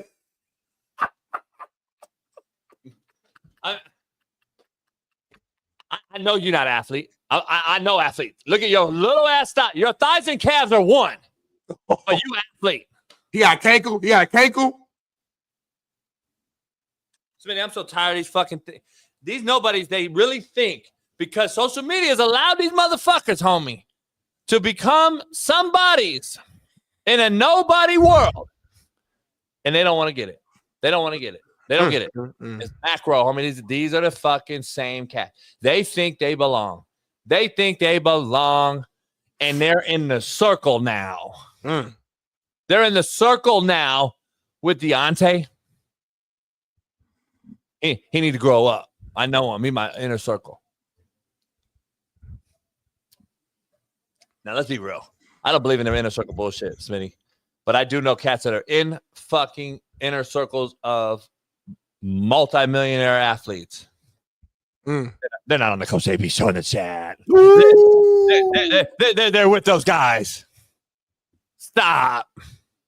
Come on. That's real talk.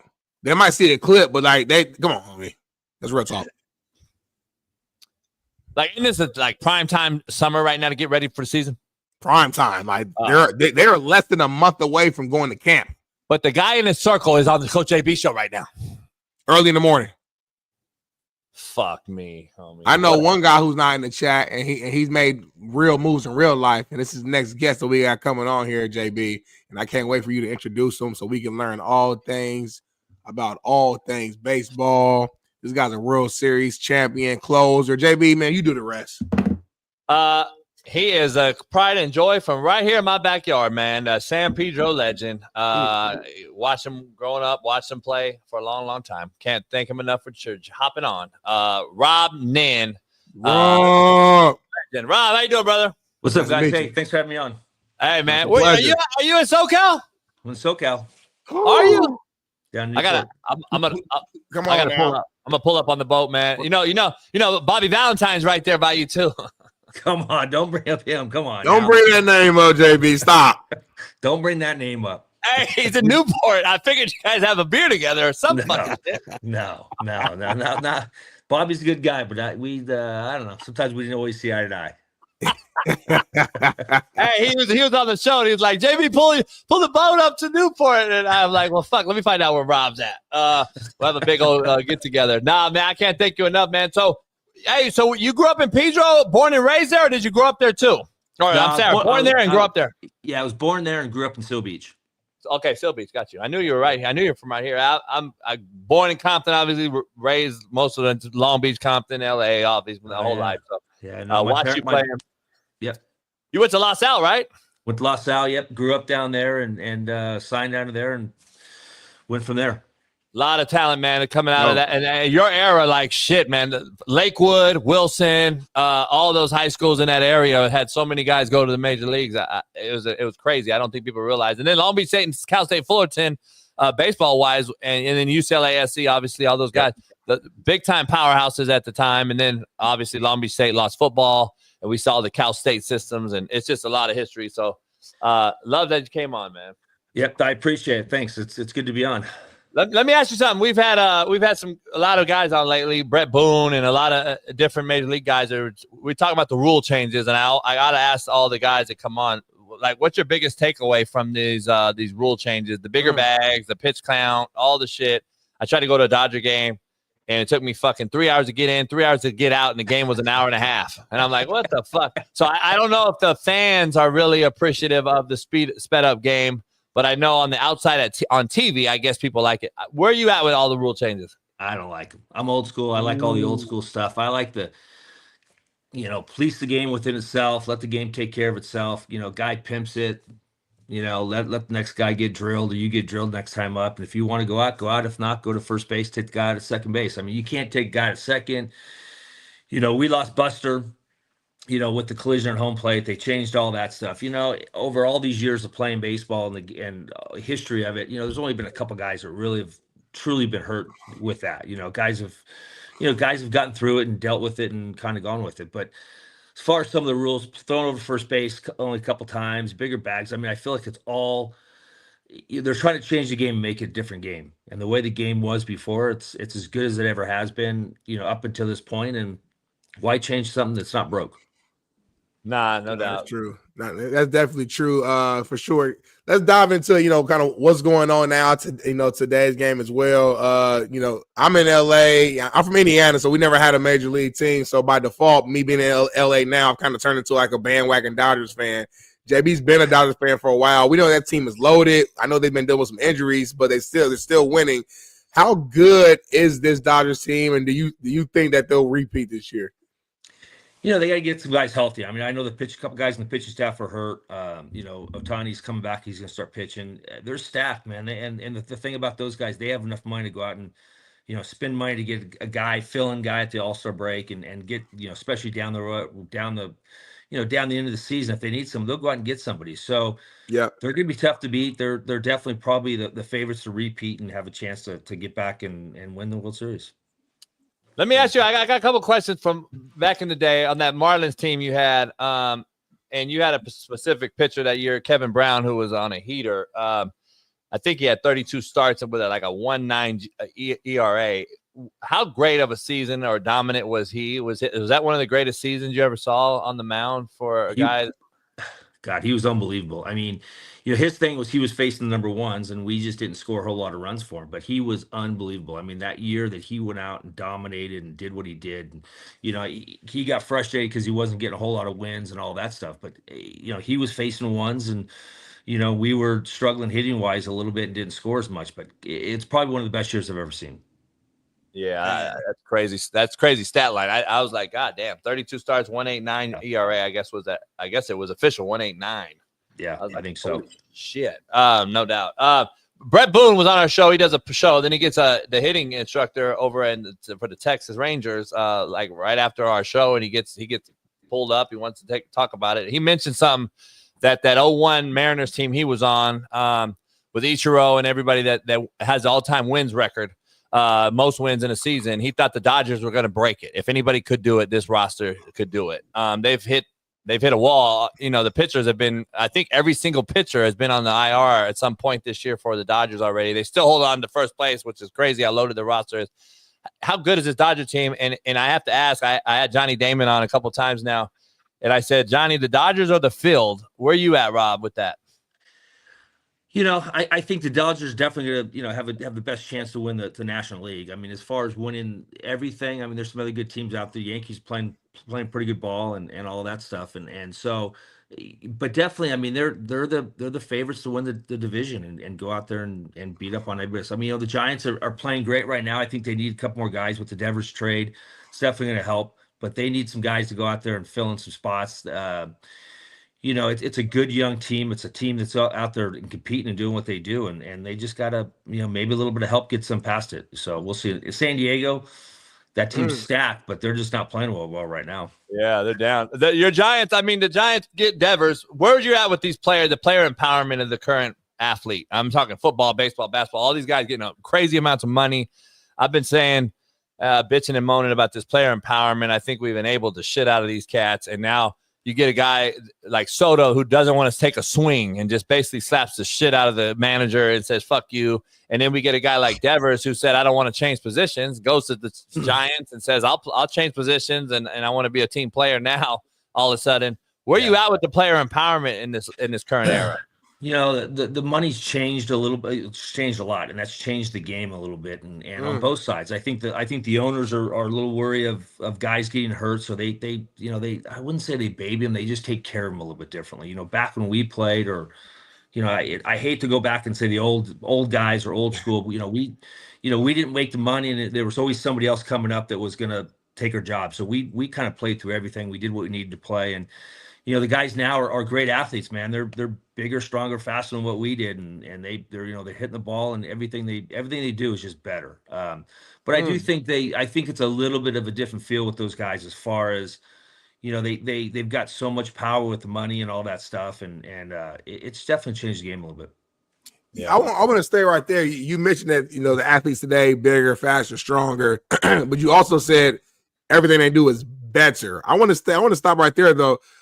Do you feel like today's players are really actually better than your era, or is it more so because you got to think about the rule changes, right? You didn't have these rules. You got to think about that all factors. I always say this, we were joking about this earlier, but context matters, right? And the athletes might be a little bit better, but do you think they're truly better players? I think mentality wise, you guys had the edge. There's more factors that goes into it, in my opinion, right?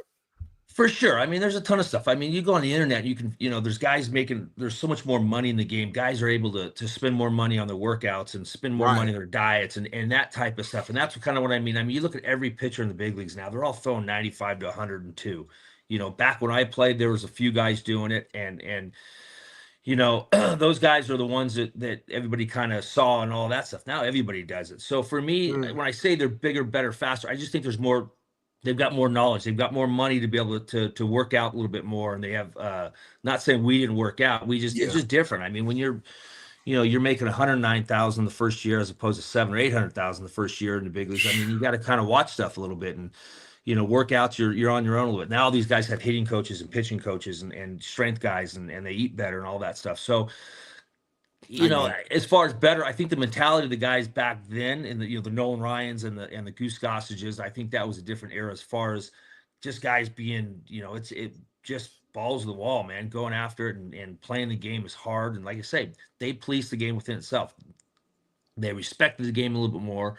And, I think that's just part of the way it is. But with, like I said, the game's changed, it's passed me by. These kids are athletes, man. They can go out and play the game for sure. Let me ask you, high school. I'm just speaking of, is high school changed as far as how it was in high school when you were coming out and then going to either college or to straight into the minors or whatever? Is it changed now with NIL in college and the transfer portal and all that shit? Has it changed the way it's operating, or is it exactly the same way as regarding Major League Baseball and how they draft and how they do all their shit? I think the NIL stuff has definitely changed. I mean, I think now guys can go to college and make some money. And for me, I'm kind of torn a little bit. I don't truly believe in the NIL stuff. I think that if you go to college, you shouldn't have to pay for anything. You should get free. You should get a per diem. I think the money has changed the point where guys are chasing the money to go into each different place and going to, hey, Tech UT's giving me this, and now the next year Alabama's going to give me this. And for me, that's there's no team camaraderie on the teams. You can't get a team together to be able to win a dynasty and have 2 or 3 years. So for me, I'm not a big fan of it. I definitely think guys should be compensated, but I think the money's gotten way out of hand. You play with JT in high school, right? Yes. So you and JT Snow on the same high school team. I grew up watching like Daryl Strawberry was at Crenshaw and Eric Davis was at goddamn Fremont. And oh yeah, if I look at that now, those two are probably trying to team up or transfer high schools now. Right, like we right. got guys, sure. You know what I mean? It's like you had to play against some great high school guys at the same time, probably in other high school, like, you know, at Lakewood and Wilson and all these Booney. schools. I played against Booney. Booney. I think at Esperanza or El Dorado or somewhere like that. Yeah. Like it's crazy. I think this thing's changing the landscape little by little as far as just we got guys going to 4 high schools in 4 years, man, out here. It's crazy. I mean, listen, for me, it would hard to be a coach going out there and trying to set your team up, even if you're a sophomore in high school and you're going, hey, I'm getting this kid next year. I'm going to kind of build my team around him or kind of figure out what I'm going to do. And all of a sudden he transfers out because someone else, you know, gives him money. And just because of the money factor, he leaves. For me, it's making a business earlier than what it should be. You know, the business part should be pros. You get drafted, you play. It's your job. That's a job. Now, all of a sudden, you got guys, you know, doing their jobs in high school and college, and it just makes it tougher. Let me ask you one thing, Smitty. Let me ask, from pitching against Barry to playing with them, how like did the respect change? Did the respect factor change, or was it the same? This motherfucker was the guy. Yeah, I mean, you know, you face the guy. You're just trying to figure out how to get him out. You know, you're trying to make up pitches. You're trying to, you know, figure out, you know, what he's looking for, and hopefully he gets himself out. You know, pops it up, swings a little too hard, which didn't happen very often. I mean, he was one of the purest hitters I've ever seen and played against, and you know, to playing against him, you got to figure out, you know, he's the one guy you don't want to beat you. Going to playing with him, I mean, to see him day in, day out, what he did, you know, when he would get one pitch a game or you know, he'd get walked every, you know, the whole game, and he'd go out and he wouldn't miss that pitch. And it was amazing. You know, I was there from, you know, 98 until 04 until I got hurt, and 02 I got hurt 04. But I saw him hit his 400th, his 500th, his 600th, and his 700th home run, and it was pretty damn amazing. I mean, he never missed. It was fun to watch. I mean, it was, you know, some of the bad parts were I'd be getting down there warming up in the bullpen, getting ready to go in the game. He'd hit a home run and there'd be a standing ovation for 15 minutes. And I'm like, oh, come on, let's get this thing over. Let's keep going. I got to get ready. Adrenaline's going away. Right. So he was fun to watch. I mean, he was a different guy, and you know, but he was a fun teammate to watch every day. And to follow up, we've had guests on and we've asked this question: Hall of Fame, yes or no? Should he be in it? With Barry? Yeah. Yeah. Listen, I think he's one of the best hitters in the game. I think he did some stuff that might not have been right? Probably. But I think there's other guys, you know, that I've seen that have been in Hall of Fame that look like they've done some stuff too. So, you know, I think with Barry, he was so outcasted as far as, you know, he was so rough on the media and other players and teammates and stuff. I think that kind of put him in a bad spot. But there's guys, you know, you got to look at some of the guys that I've seen and that look like they've done something. They're in the Hall of Fame. So I don't know, but he is one of the best hitters I've ever seen. 100%. I want to take me through or walk me through the process of like the mental side of being a pitcher, being a closer specifically. When you're going on that mound, you're going against a top-notch, you know, hitter. Just kind of walk me through, like, what are you thinking? What's the process? Because I feel like it's a real mental battle between you and the person at bat. It's more than just the physical part that we see. It feels like a chess match as from a fan's perspective. Yeah, you know, listen, being a closer, you got to be able to, you know, kind of have thick skin. I didn't have the thickest skin all the time, but for the most part, mentality-wise, I thought it was pretty good. You know, for me, it was one of those things that, you know, if I was facing you, yeah, and there, you know, I got a 1-run lead or whatever it is, you know, you're not taking money out of my pocket. You're not taking food off my table for my kids, man. I'm going to go out and beat you. And if you you're definitely not getting to first base. You know, if you don't get the first base, you're definitely not getting to second base. And that's kind of my mentality, was you weren't getting to that next spot. So for me, it was kind of that mentality of, you're not going to beat me.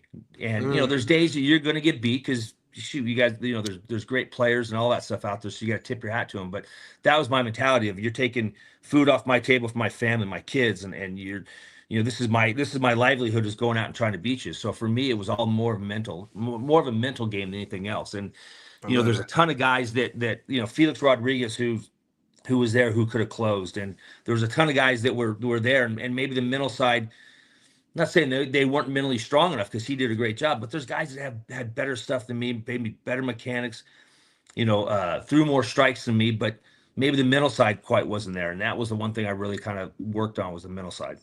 And then just to follow up with that, you mentioned sometimes you just go against a great hitter and they might get the best of you. In those moments where, let's say, you give up a score, you give up a homer, how do you quickly, I guess, reset your mindset to just all right, next pitch? Because I know, we play football, so I get it.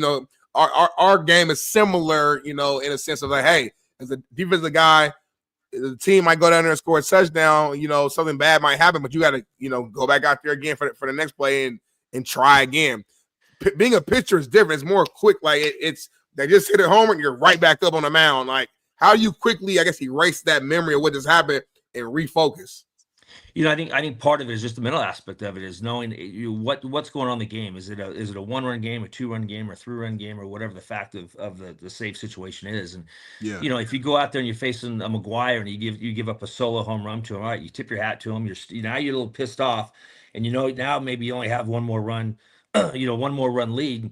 Yeah, you got to kind of bear down. You can't go out there and let that pitch before, or that batter before, dictate what's going to happen for the rest of the inning. You still got to save. You still got to go out there and you still got to try to save the game for the team, for the city, and all that stuff. So for me, it's, the mental side was huge. For all that stuff is you got to jump out of it. You can't let that dwell and go to the next pitch, the next batter. I love that, JB. Let me ask you, Rob. The Ohtani and the Aaron Judge and all these stuff, are those guys even in the realm of a Barry? I know Brett Boone was like, not yet, but they're, the talent, like you mentioned, the talent is unbelievable now. These athletically gifted guys, basketball, football, baseball, it seems to be more athletic guys, but are they better at the game? Are these two guys gonna end up being those generational talents that we've never seen before at the end of the day? I mean, this guy can pitch and hit. I know some guys think if he didn't hit it all, he would be a Cy Young guy every year if he just pitched. If he just hit, he'd be an MVP. Is this guy an anomaly? Have we never seen a guy like these guys before? I think Ohtani is just an anomaly. I mean, that guy can go out and pitch and hit, do what he does, and that's pretty phenomenal. Judge and Soto and those guys, I mean, especially Judge. I think Judge is on pace to be one of the greatest hitters of all time. I mean, he's pretty darn good. And, if he keeps going and stays healthy and does what he does for the next 4, 5, 6, 7 years, I think he can be put in that same category as Barry and all these great hitters that have played the game. And what he's doing in a city of New York, where it's tough to play, if you're struggling, if you have a few bad ABs and all that stuff, the fans can be a little rough, and he's getting through it. He's thriving in there, and I dude, he's fun to watch every day. Nah, he definitely is. Definitely is. It feels like he's been playing forever too. He's only 33 years old though, so he's still got for sure a lot more time to play, for sure. So let me just close with this, man. We always, have this debate, in the locker room or amongst other athletes. Is hitting a baseball the hardest thing to do in any sport? I don't know, man. Guys got a lot of hits off me every year. It seems like I'm throwing at 100 and they're swinging and hitting, and I'm backing up third base over there going, holy shit, what's going on here? I do think it's tough. I mean, if you try to hit, the old adage of, round ball, round bat, you got to square it up and hit it and all that stuff. But man, these guys have performed, they've done it. They've worked their butt off all these years to go out there and learn how to hit a fastball, a breaking ball, changeup. And I couldn't do it. That's why it put me on the mound and in a pitch and all that stuff. And I do think it's probably, I wouldn't say it's the toughest thing, but I think it's pretty much the hardest thing to do in the sports. Gotcha. No doubt, man. Rob, it's been a pleasure, man. I can't thank you. You golfing it or anything like that, or what are you doing all day? I'm trying. Hey, by the way, golf's not much easier than hitting a ball, hitting a baseball with a bat too. So I'm horrible. I can't even hit the damn ball off the putt. I'm horrible at golf, man. Hey, I think I played with a few of your ex-teammates, man. My boy Pat Perez down at Silverleaf in Arizona, so I'm sure. I'm sure I've ran across a few of your buddies, but I know they mentioned you, and I know Boomer. I play golf with Boomer down in San Diego all the time. So it's fun day. It's fun times, man. But what do you got going nowadays? What are you doing? Not much. Just hanging with the family and doing a little travel and playing as much golf as I can. No Love doubt. it, man. Love it. I can't thanks for joining us, man. Enjoy the rest. Stay safe out here, and hopefully I'll see you on the water one day. I appreciate it, guys. Thanks. You guys stay away from Bobby V, man. All right, brother. Appreciate it. Appreciate it. Yeah. Wrap it up, man. Man. Great guest. That's the life I'm trying to get to, JB. You said, what you got going on these days? He said, not much. Shit. Hang with the family, eating food, playing golf. Newport. Damn, hold on. Jealous. I just got jealous. That's hard. Looking out at the ocean. Damn, that's hard. Shout out to Rob Neal. How much money do you think we got to make on this show to like just live that lifestyle?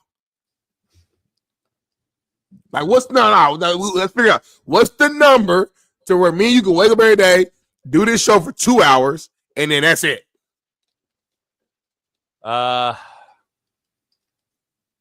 You need more than me because you know you're not good with your money. So you need a little bit more than me. That's not excuse. It's just I got fucking 20 years more of bills. So, but I'm also I'm gonna buy me a house too, though. You know what I'm saying? Like I'm gonna have more bills too if we get more money, of course. You know what I mean? Yeah. And I'm married, so that counts too. Yeah, I'm just saying currently. 10 million, you think a year? You get 7, I get 3. Oh yeah, that'd be huge. That's cool, right? You know, I'm from the hood. I mean, is that clear though? You can't get. By the way, is that like clear and free 10 mil, or is it? Oh, because that's tax. I mean, but you got a real good account. You better not have kids. Well, I ain't got nothing right now, so I can't talk about something that ain't here yet. Shout out to Eddie Manyweather. Gifted 1 membership, man. Appreciate you, Eddie. We are that much closer to hitting 2,000. We need 99 more.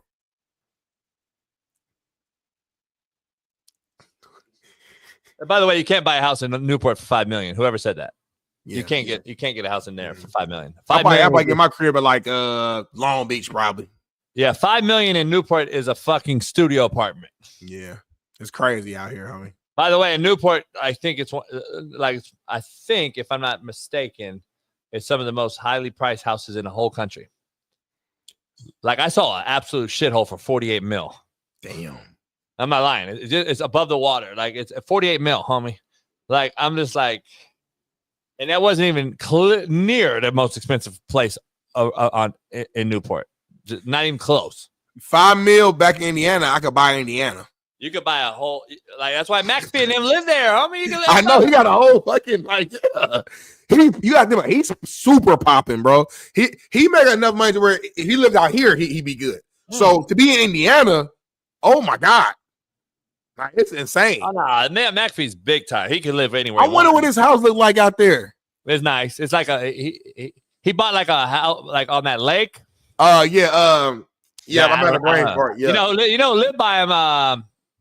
Dan Dockich lives out over by him too. Like on for real. But you got to take a straightaway, big ass long road to get into his like compound, and then he lived out on a lake. He created like bought an older place and built it. And like built this like place up like that was an older spot that was belonged to somebody known, and then he like redid the whole fucking thing. I bet he did. Is it Geist? He's probably in Geist. He's probably like near Geist. That's what it's called, Geist. I can't think of the name for a second, but I don't think that's the name. I think it's something else. All right, what's that? I don't know. It's by a lake and White River. All right, we'll be all right. Nah. Shout out to Mike Bunny. He gave us 10. So all right, so we had 1 from Eddie. That's 10, that's 11. I said we need 100, so that's 8. We need 89 more. 89 more membership. You know that's a philosophy. 88. Right. That's a philosophy on like where you live and what you want to spend your money on. It really comes down to like, see, for me being from LA, it's tough to leave because I'm gonna be. If I go to fucking wherever, then I'm sitting there like, fuck, homie, I miss the ocean. I miss the food. I mean, people I know, obviously, but just like riding down the coast, even though the politics are shit and I hate all the things about it, like at the end of the day, it's still California. It's California. Dope out here, bro. It's fire. Like being from Indiana, bro, I look at it different. It's like, this is amazing out here. Yeah. But being from here, then I've seen when it went from to what it is now. I respect that. And I'm just like, fuck, homie. It's fucked up because, like, I know how great this motherfucker was. And now it's like, God damn, homie, do I need to leave? Like, that's the issue.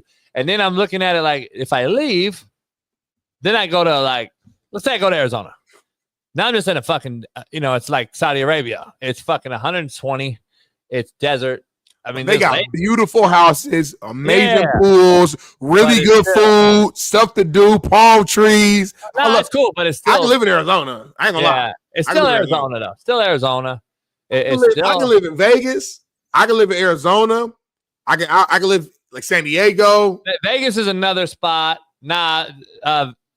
Texas, Lucy. Texas has lost me over the Hamas and the movement over the last few months. I'm not. I can't go to Texas. They're taking over. Texas is about to be New California, by the way. It's a shithole. Can't do it, Lucy. I've done some research. I can't do Texas. Texas is turning in. It's bad. And then here's the problem, though, Smitty, that a lot of people don't think about when you talk about your money and your economics. You get tired of the place you go to, let's say, and you want to come back to Cali. You ain't going to be able to do it because the market ain't going to allow you to do it. You ain't going to be able to sell and get out, move to Houston, and then say, fuck, I don't like it, and I'm going to come back to Cali. You ain't going to be able to do it. That's the problem, homie. So once you make that decision, you got to stand on it. That's the people don't get. So that's why I'm weighing this out so long, because it's like, you go, homie, unless you hit big cheese. Unless you hit big cheese. Yeah. Because you got your crib at a really good rate. Smitty, I know a lot of cats that bounce to Texas. And they fucking despise it. They're like, I was talking about that before all this LA shit happened. I hate Texas. They're like, I hate Texas. Because you can't compare Texas to California, homie. Let's be real. I like Texas. Pros and cons, though, you get a lot of land out there. Yeah, that's my point. Great food. That's the philosophy of it. And affordable. That's the philosophy. And food don't matter to me because I'm going to cook my own food. Yeah, for you it don't. I love food. I go out to eat all the time, every day. I know. So it don't matter, like, you know what I'm saying? It don't matter where you go because I'm going to cook. I'm going to barbecue. That's just me, right? What? What's up?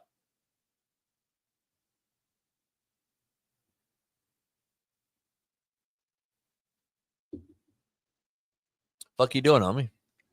Is that you? What? You froze on my screen. You froze on my screen. You froze first. We was talking and everything. What's going on with StreamYard, man? Baby, are we good or what? We might have to move to Riverside. They keep doing it. My homies say go to Riverside. It's clear. Don't come to Riverside. No. I made some tacos and some carne asada quesadilla last night. Oh, them tacos look fire. The quesadillas look a little dry. You said dry quesadilla. That shit was so goddamn like moist and wet. I ain't see no type of like moisturization, no type of like nothing on there. You crazy. The tacos look crazy though. I'll tell you. The quesadillas were stupid. I'm gonna be honest. Like I made the carne asada first, and then asked Ruben. Oh, it was unbelievable. And then we tasted it. We were tasting it while I was making it. You know, I cut the carne asada. Yeah. And then I made the two quesadillas, chicken, beef, and the carne asada. And then I made the tacos. I love a quesadilla, boy. I got so much left over. I'm gonna eat that shit all morning. Bring something to me. Sour cream, lettuce, salsa. Then you did the guac and the sour cream on in the quesadilla though. The combination with salsa. Fuck. Then I got the real salsa too, the Mexican salsa for the homies. Ooh, God, you ain't cool with no real Mexican. That's the problem. We got a video. Can we show that video? Because I shot it out to Mexican homies. I don't know if Smitty went and watched it. It's not in here. I did watch it. It's not in here though. We ain't got it in here. You did watch it? I did watch it. It's on your Instagram. What happened? Why you don't like it? You didn't send it to Bailey. I like it, but you said some weird shit in there. What'd I say? I don't know. Ruben, you made it home? You made it to work? You can. No, Long Beach got some real affordable houses. I like Long Beach, actually. Bailey, if you could just find the video I did, because I did the beginning of it, and I just was like, shout out to the Mexicans, to the homies. Shout out to the Mexicans, man. I love my Mexicans. What FA say? What FA say? I don't know.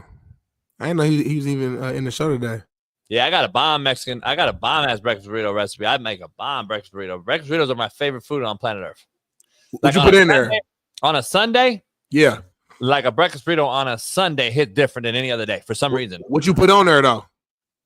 Sausage. I cook sausage. I cut them up. Grilled onions. Okay. Of course, the egg. That do look good, homie. You get that flat grill. It's why I can't wait to give me a house. I can just do stuff like this. Backyard. Kobe. Let you get a taste. I said, fuck LeBron. Taco Tuesday. Kobe. I didn't see that. I think, the music, but let me see. Do I say something? Let's see. You can't hear it. I sent the wrong one. I got the one with no music, but it's too long. It takes too long. But I said something about go back right. Let me see right here. It's right before you show Ruben. After you show Ruben, he said some Mexican shit. Let me see. Real racist. Ice cream, hey, for the whole team, and I feel like Gucci with the ice cream. Right here. Unmute that real quick. And I feel like go back, baby. Right there. For the whole team, and I feel like go back right here. Legal, of course. Hey. Right here. Mexican homies out there. Legal, of course. Hey. For the whole team. I said shout out to the Mexican homies, legal ones, of course. There ain't nothing wrong with that. You don't need to even say that.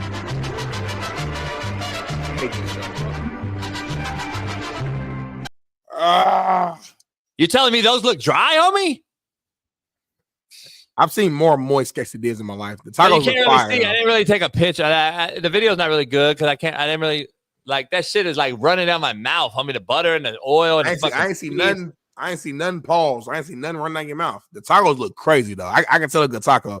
Them tacos are loaded, and you did not. You was heavy on the meat. Pause. Them tacos. Show the tacos real quick. Them tacos crazy. It is cool.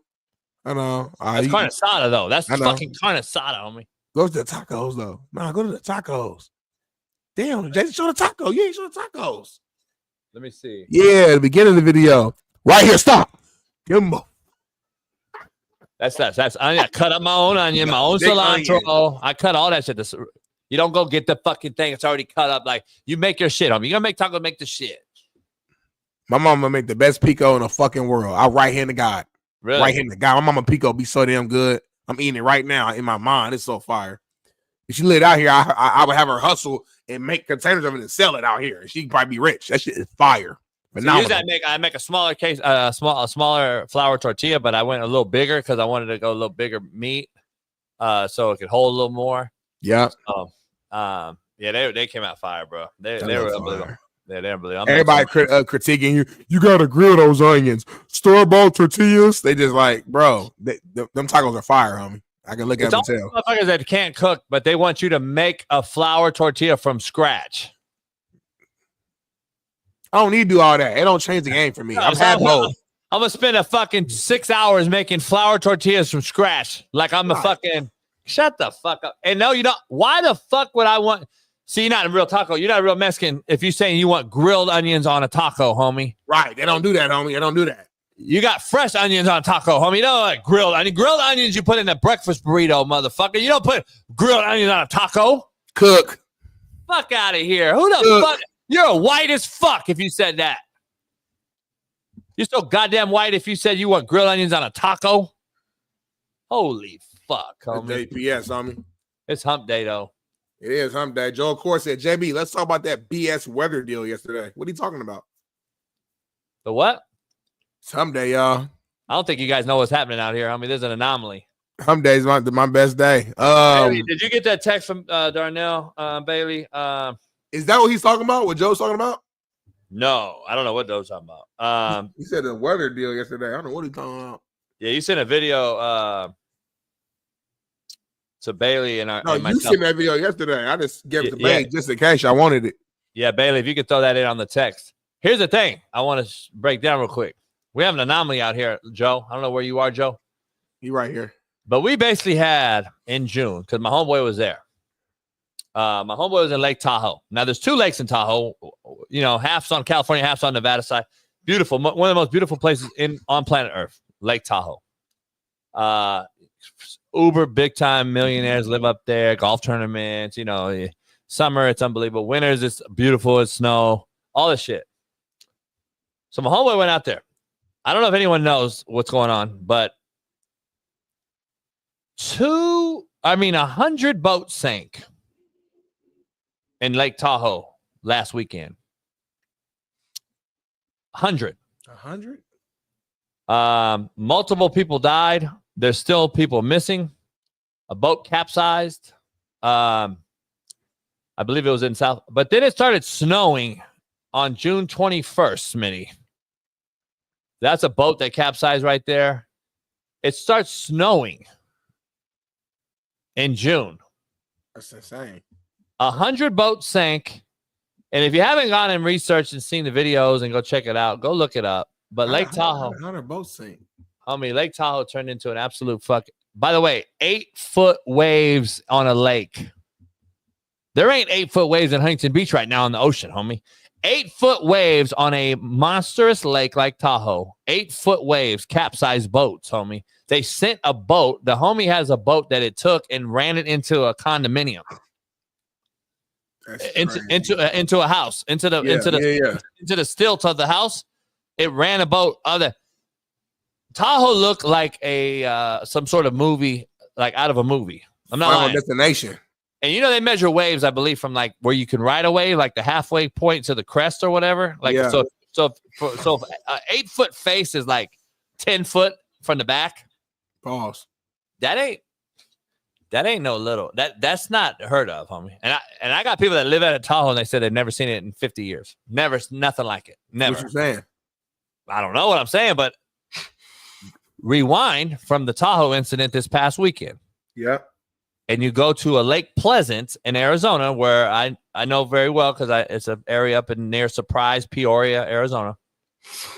Beautiful lake too. It's kind of trying to take over for Havasu as the new like older little crowd Havasu.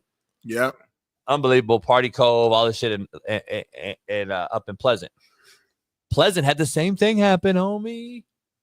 Yeah, in Arizona, fucking 6 to 8 foot waves out of nowhere, fucked up flip boats. And Pleasant's nowhere near Tahoe size. And, homie, yeah. I don't know what's going on with ocean waves on fucking lakes, but it's happening, homie. This ain't it's just crazy. It's crazy right now. And by the way, 68 degrees out here yesterday, and it's about to be July 4th, homie. It's usually hundreds already. It's in the hundreds right now. Mm-hmm. In my lifetime, it's usually 100 in June. It's been 100 the last couple weeks. It's usually 80s, 90s in April and May, and we're really keeping it funky growing up in Cali. Now it's 50s, 60s, and now it's 68 degrees on the water, homie, right now. It's like, come on, man, it's summer. It's about to be July 4th, Smitty. Fucking Biden. She nothing office no more, homie. So it's a lot going on. I don't know. We got war, we got ceasefires, we got weather situations, we got all type of shit. We got tariffs, we got fucking Miss Fan ain't working no more. We got I got the Miss Fan work. I redid some of the Miss Fans, and Ruben was like, "Is this what Smitty likes so much?" I go, "Yeah." I fixed some of them. Oh.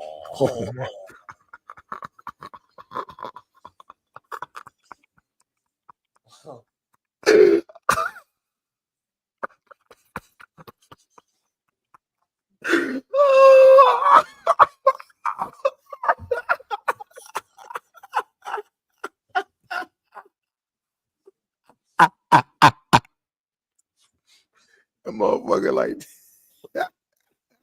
like, is he asking a question? That motherfucker, excuse me, is your bathrooms right there? We gotta make this a meme, homie. There's so much you can do from with this. Like, are you a sex offender? Raise your hand. Like, it's so much you can do with this right here. Like, this is crazy. His face so serious. Congratulations, though, Joe. On a serious note, y'all won. You got the W, even though we know why you won with Halbert getting hurt. But it's not your fault. Injuries are part of the game. You won fair and square. Shout out to you, man. Long time OKC fan. We're proud of you. We're happy for you. That picture is crazy, though. Right, D Jones. Pardon me. sorry to bother. That's how Joe approached women when he like out and about. He see a girl he want to talk to. He walk up to my dude. Shout out to Joe, man. We messing with you, my guy. How was OKC? How was the parade or whatever? It was popping. I saw some like fake posts. People were trying to say, oh, "This is the actual parade," but I saw the real pictures. It was fat. Chet Holmgren was toe up. Everybody was drunk. Hey, tomorrow I'm gonna ask Steve. Tomorrow, Deontay Wilder's back fighting, huh? I hope he wins. He's been bad last few fights. He's been bad. I think now he just needs the money though. So, of course.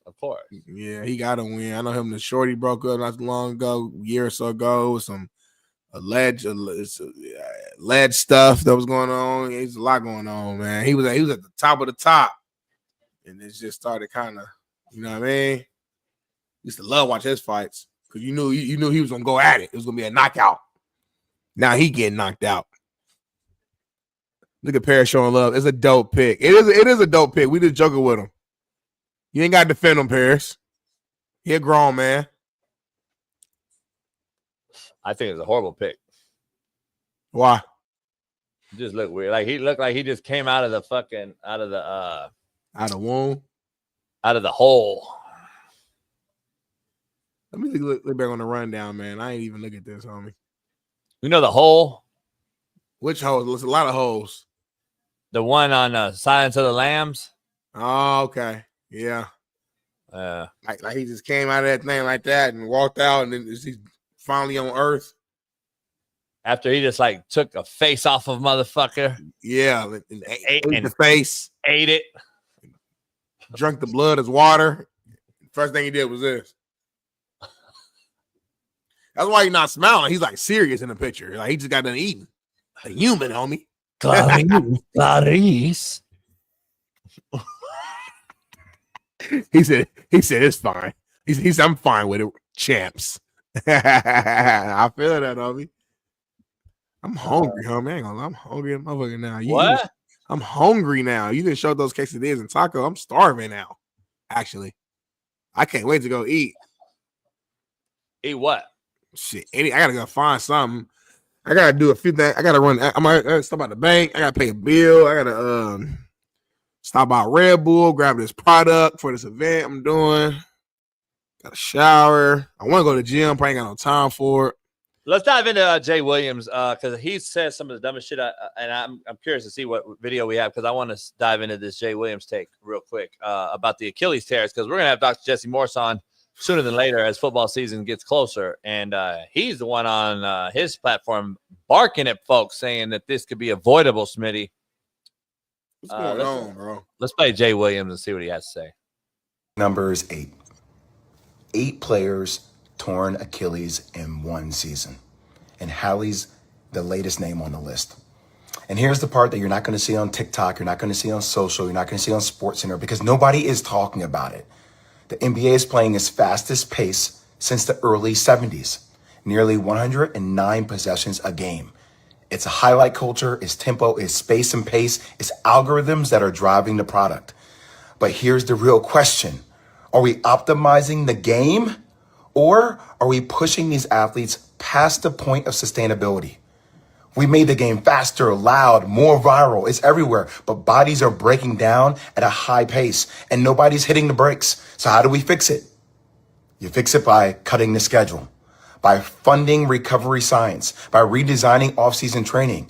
You have to protect the players before the game breaks them because if we don't, we're not evolving the sport. We're exhausting it. The magic number.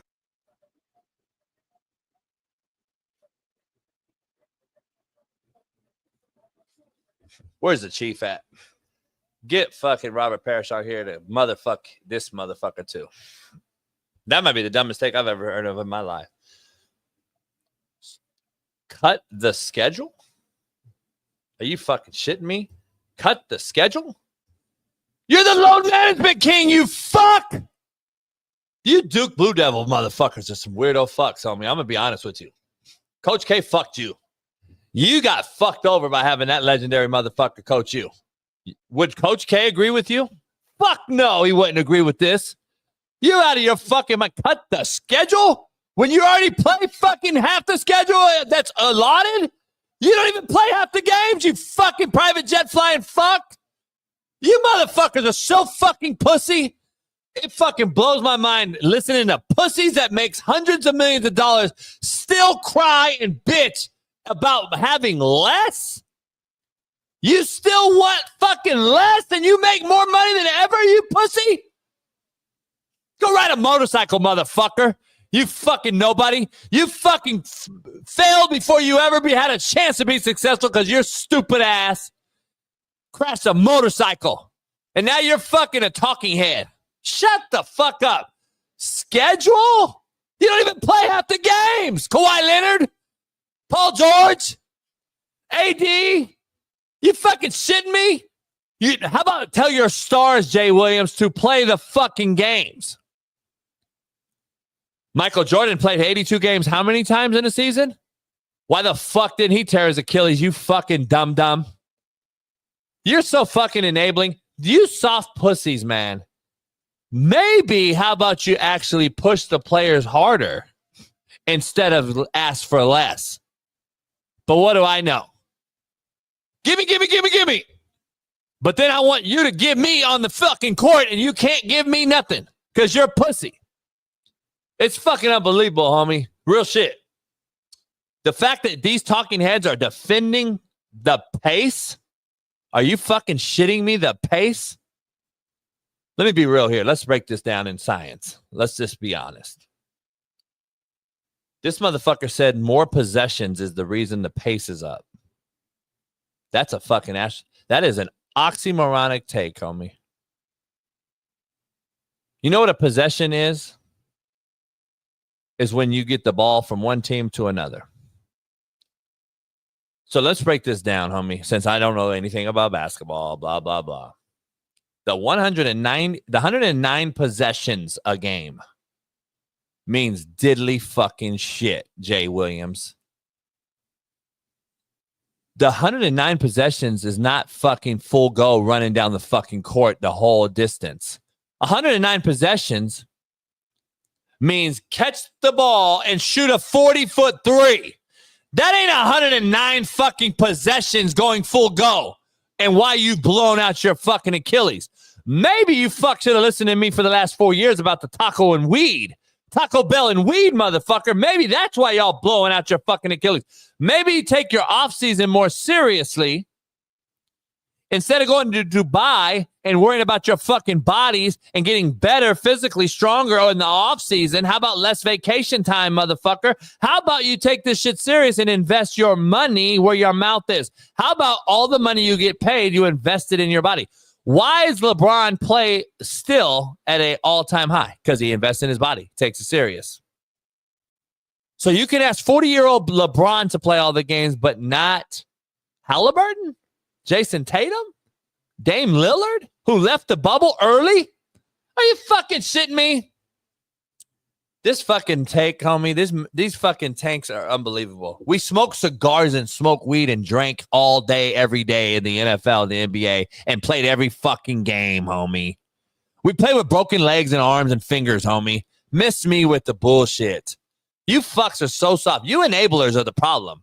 This is why the NBA is soft as fuck, because of you pussies that enable this type of shit.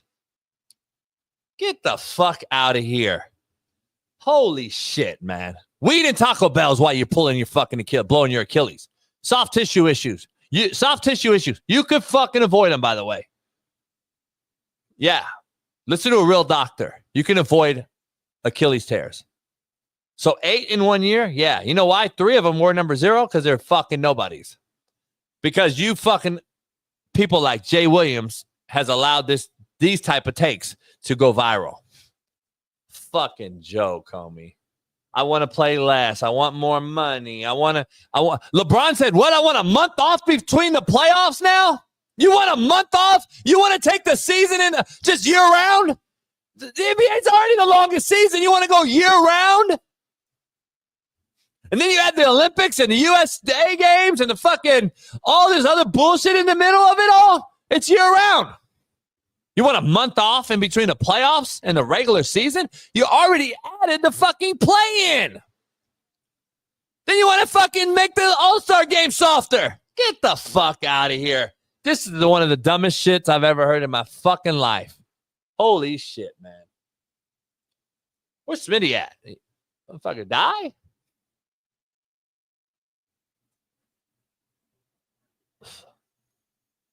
Smitty has BPS fucking insurance, BPS fucking clock, BPS car, BPS internet, BPS cell phone.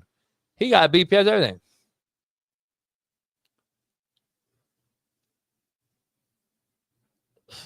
He lost his Wi-Fi. Probably Hamas got him. I don't know. Who knows? Hey, New Yorkers, everybody in New York, raise your hand. New York, raise your hand. Good fucking luck, New York. Hey, London made their mayor. He was a Hamas. And have you seen London lately? London has fallen. I don't know if you guys knew that. But rest in peace, New York. California's probably next, trying to do some shit like that. I've heard rumor, though, that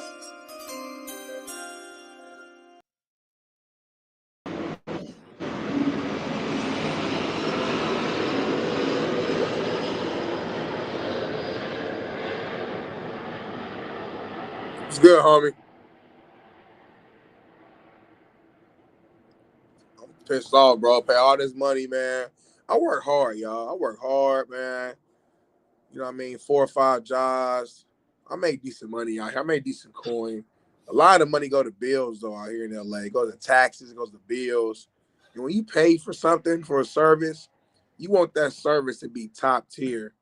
And this damn Wi-Fi, man, it's been giving me trouble and problems ever since I moved over here, man. I'm pissed off on me. I'm sorry, y'all. Keep going. Who is it? Spectrum. Can you break this video down? Because I just went off. I did another rant. I'm tired of this dumb shit. What do you say? What do you say? Homie, take a listen. Fuck. The magic number is 8. 8 players torn Achilles in 1 season. And Hallie's the latest name on the list. And here's the part that you're not going to see on TikTok, you're not going to see on social, you're not going to see on SportsCenter, because nobody is talking about it. The NBA is playing its fastest pace since the early 70s. Nearly 109 possessions a game.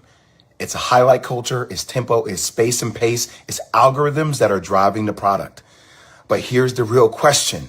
Are we optimizing the game, or are we pushing these athletes past the point of sustainability? We made the game faster, loud, more viral. It's everywhere, but bodies are breaking down at a high pace and nobody's hitting the brakes. So how do we fix it? You fix it by cutting the schedule, by funding recovery science, by redesigning off-season training. You have to protect the players before the game breaks them, because if we don't, we're not evolving the sport. We're exhausting it. I disagree with that completely. So you're saying that today's players now just work so much more harder than any other era prior to now? 80s, 90s, early 2000s. I get what you're saying. The pace is a little faster, but you're saying that they're running that much faster and putting that much more impact on their lower extremities to the point to where now we're dealing with these type of injuries. No, I don't think there's no need to cut down the regular season games. It's always been 82 games. It's never been an issue up until now. Now, I do agree with the point of they need to restructure or reassess what they're doing in the all season, but that's all case by case and player by player.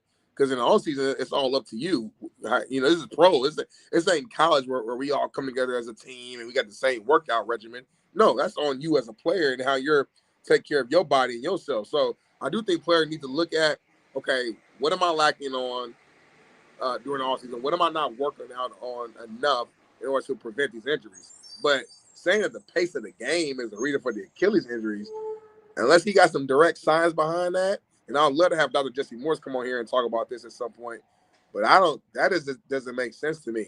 Like, he acting like the game is that much faster. Like, it ain't that much faster. So you saying the Showtime Lakers wasn't running up and down the court? You know what I mean? Fast-paced, moving around. You saying the Golden State Warriors with Don Nelson in the 90s with the TMC Warriors wasn't running up and down. You know what I'm saying? Like we've seen these. I'm glad you take this take. I'm glad you have this take. Micro thinking, I don't think they understand. 109 possessions doesn't mean you're going faster. 109 possessions means the ball went from you to me. Yeah. But in this day and era, what do we do when we get the possession? Shoot. 3. 40-foot threes. This ain't no fucking tempo. Right. We're not fucking the Showtime Lakers, homie. Where's Robert Parrish when we need him? Right. Dog, this shit right here is the enabling at its finest. You want to cut the season? LeBron's out on record now saying I want a month off between the regular season and the playoffs after you add the fucking play-in and all this other bullshit. This shit is becoming ridiculous. Then cut the pay half. Cut but the pay. You know why LeBron is saying that though? LeBron is 40 now, and he wants. But no, but see, I just defended LeBron. You 40-year-old LeBron can still play every game, but you got 8 motherfuckers that's 24-5 blowing out their Achilles, and you're gonna go to those guys and not say, "Hey, no, LeBron plays every fucking game he wants. He tries to play every game at least." I'll give LeBron credit. He's played the majority. Jordan played 82 fucking games in a row every fucking year. For how long? Kobe did the same. We got guys fucking out here, and Mikal Bridges, the OG. At least Mikal Bridges plays a goddamn every night. Like, we're going to fucking now give these guys another pass and make it more money than ever? Hell nah, homie. If they do that, like hypothetically, if they do take away the games, go to like 60 games a year, then that changes everything when it comes to like legacy and all that. Oh, now I'm with you. Now I can't compare these players then to the old era. If Hell you have nah. a 60-game season and you go win 4 championships, well, it ain't the same, homie. I can't look at it. That's why when everyone says you can't compare the eras, I'm the only one that I've heard through even the big talking heads, even Matt Barnes, you have to compare eras. There's just no way around it. You have to. And if you add shit like this, you can't tell me that football, when football was football and now, you can't say we can't compare the era. You can't tell me that Mahomes' pocket presence is not affected when you used to be able to hit that motherfucker in the chin, helmet to helmet, is not different. You can't tell me it's not, homie, because you know damn well, Smitty, your number one job was to rattle that motherfucker in the pocket. Yeah, destroy him. If I'm not rattled no more and I know I'm not getting hit, you can't tell me, and then you still throw the ball and you lead the NFL and balls thrown behind the line of scrimmage, and you don't think I'm going to break that down and weigh that in on Mahomes' legacy? Right. That's why I don't have them. That's why I don't have them where a lot of cats have them. Because, like, come on, homie, you're inventing offense for this guy to succeed and get it out quick because you don't trust him to throw in the teeth of the defense. Imagine that in Dan Marino, Troy Aikman's era, Steve Young, and Elway and Peyton Manning and Tom Brady, when you got fucking chin shotted in the neck and getting hit both sides and getting hit low and high. You know how many quarterbacks we used to see go, bah, bah? Come on, homie. Stop. The era does absolutely matter. And basketball, same way. Robert Parrish just talked about it. What? The era don't matter when Charles Oakley fucking clothesline you, and that's a common foul. Now we're reviewing 10-minute fucking flagrants. That's just regular common fouls. Come on. I agree with you. My only extra little sauce I'll throw into that is eras do matter, but it's two-sided though too. You know what I'm saying? Like it's flipped. You know, like on the other end, like we always say, well, today's athletes are way more faster, athletic, stronger, jump higher, this, that, and that. But then if you're an old school guy, you'll say, well, they got better equipment, they got better this. If we add that, so like there's things that go on both sides. But we've added the helmet, we've added the condom, that literally scientifically has been proven it doesn't help. Per the people wearing the helmet condom has had more concussions than the ones that don't. And it's a fact. It came out last year. We broke it down. We showed you the stats. So that doesn't Smitty, I wore a bike helmet, homie. I never got a concussion. Now that's me. But like I'm fighting the whole concussion thing. I'm fighting all this. I've talked to several. We've had OGs on here from Urlacher on to other that still they are with me on that side of it. Like, come on, homie. Now we've had a couple guys that said, you know, I would have bought into the helmet. We had an OG on last week. We had an OG, yeah. We got a guest real quick that I got to bring in and ask this question to. Cisco. What's up? All right, you've been around George Lopez, all the comedians, and you've been around all these guys. You got good friends in the business. Oh, why you got to put me on the spot like that? Whoa. All right, just tell me, am I wrong or right with the current comedian and the current landscape We had a comedian on last week that talked about these guys going to these, filling stands because of social media, but then they get there and they're bust, and then they don't even want them back in the Laugh Factory. They don't even want them back in the Comedy Store.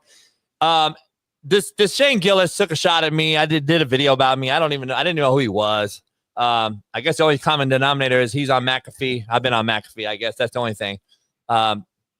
Where are you at with this whole take on this whole the current comedian versus the your era comedian? And I haven't talked to Cisco Smitty.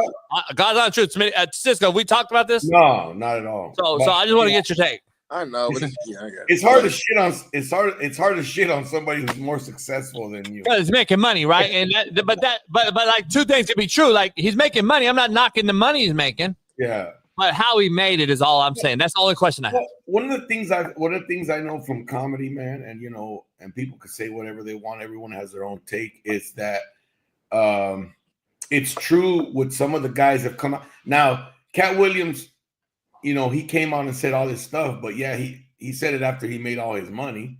He didn't say it before he made all his money.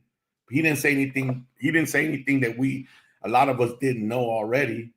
I had no proof, but I had heard all that stuff he talked about. I had heard it all the time.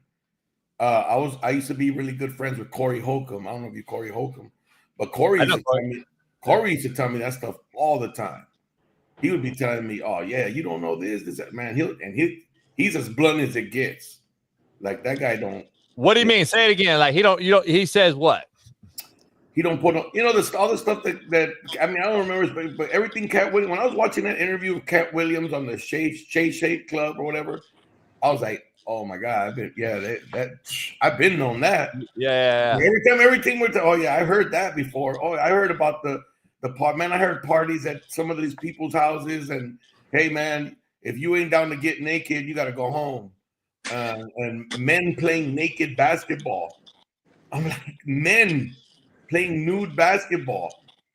And, they would tell me, he goes, "Man, I'm not going to have nobody's package rubbing up against my ass. We're playing man-to-man defense. What the hell?" You know what I mean? Yeah, like, what the hell? Like, who's going to do that? You know what I mean? Like, I heard these stories. So, but going back to Shane Gillis, I don't really know him. I'm going to be honest with you, but from what I've seen, he got in with let's just say he got in with the right crowd. You get in with the right crowd will get you through. And there's a lot of guys like that, but hey, JB, you might think he's not funny, but people's sense of humor have changed. People's sense of humor, comedy is watered down. And I said, I said it like 12 years ago. I saw the direction comedy was heading. And they started to, if you were like a masculine comedian, they were trying to get you out of the business. And I'm not saying Shane Gillis is not masculine, I'm just saying, I'm not using him, but I'm saying like other if you said certain things, if you joked about certain things, they were trying to get you out. Let me ask you, like, say that comedy's like food, I guess, right? It's your palate. I guess everybody is subjective. Comedy's subjective as it gets. It's opinionated. You like certain guys, other guys don't. I get it. Comedy I have a wide variety. I have a broad spectrum of comedy. Like, I can appreciate funny. If it's funny, I can appreciate funny from both, from every end of the spectrum. There's comedians where I'll be like, "Oh man, that guy's funny." Like, like I like Bill Burr. I like Bill Burr's comedy. I think he's, some people don't like him now because he's so left and this and that. But man, all his early stuff, the thing he did in Philadelphia is like epic, where they were booing every comedian off stage, and that fool stood up there while they were booing and did his time. And that's legendary shit. Like, let me ask you, like, we know Fluffy, obviously a Long Beach cat. Guys that came up through, I don't know, I guess let's just take the phone away, because Smitty has great points about it too, because you have to use it now. That's just how you use it. Yeah. But guys that made it prior to this era, they don't use their social media to promote their tour. If they're a big name guy already, they already have it. No. They go to the tour. They already have those places sold out. These other people that are social media comedians using the phone to promote that, which the comedian showed us last week and said these guys don't even want them back. They bomb their place out. Yeah, like, that happens a lot. So like the OGs, though, you don't see Chris Tucker doesn't need to promote on IG that he's having a fucking show. Chris Rock, Chris Tucker, George Lopez, none of these guys. Yeah, I guess there's a difference. I don't know. I guess the comedian side of it. Watered down, man. Comedy's really watered down. It's but there's more people on earth. There's more access to, like, there's more pressure for these guys to stay putting videos. I mean, you got to do the same thing for the podcast. Like, you got to keep uploading content. They feel the pressure to keep uploading content. There's a lot of, and man, like, people don't know, there's a lot of recycled material. I see people doing sketches. I'm like, man, somebody did that already. Somebody did that joke already. That joke's been done. Like, but the common person doesn't. Like, I used to get mad at this stuff. Like, man, I can't believe they're laughing at that. That's so-and-so's joke. He's stealing so-and-so's joke. And, you used to get mad because you work your ass off to come up with something unique. I'm not saying that all my stuff is like, or is unique and, thought-provoking or whatever. But, it is mine, and it does come from personal experience.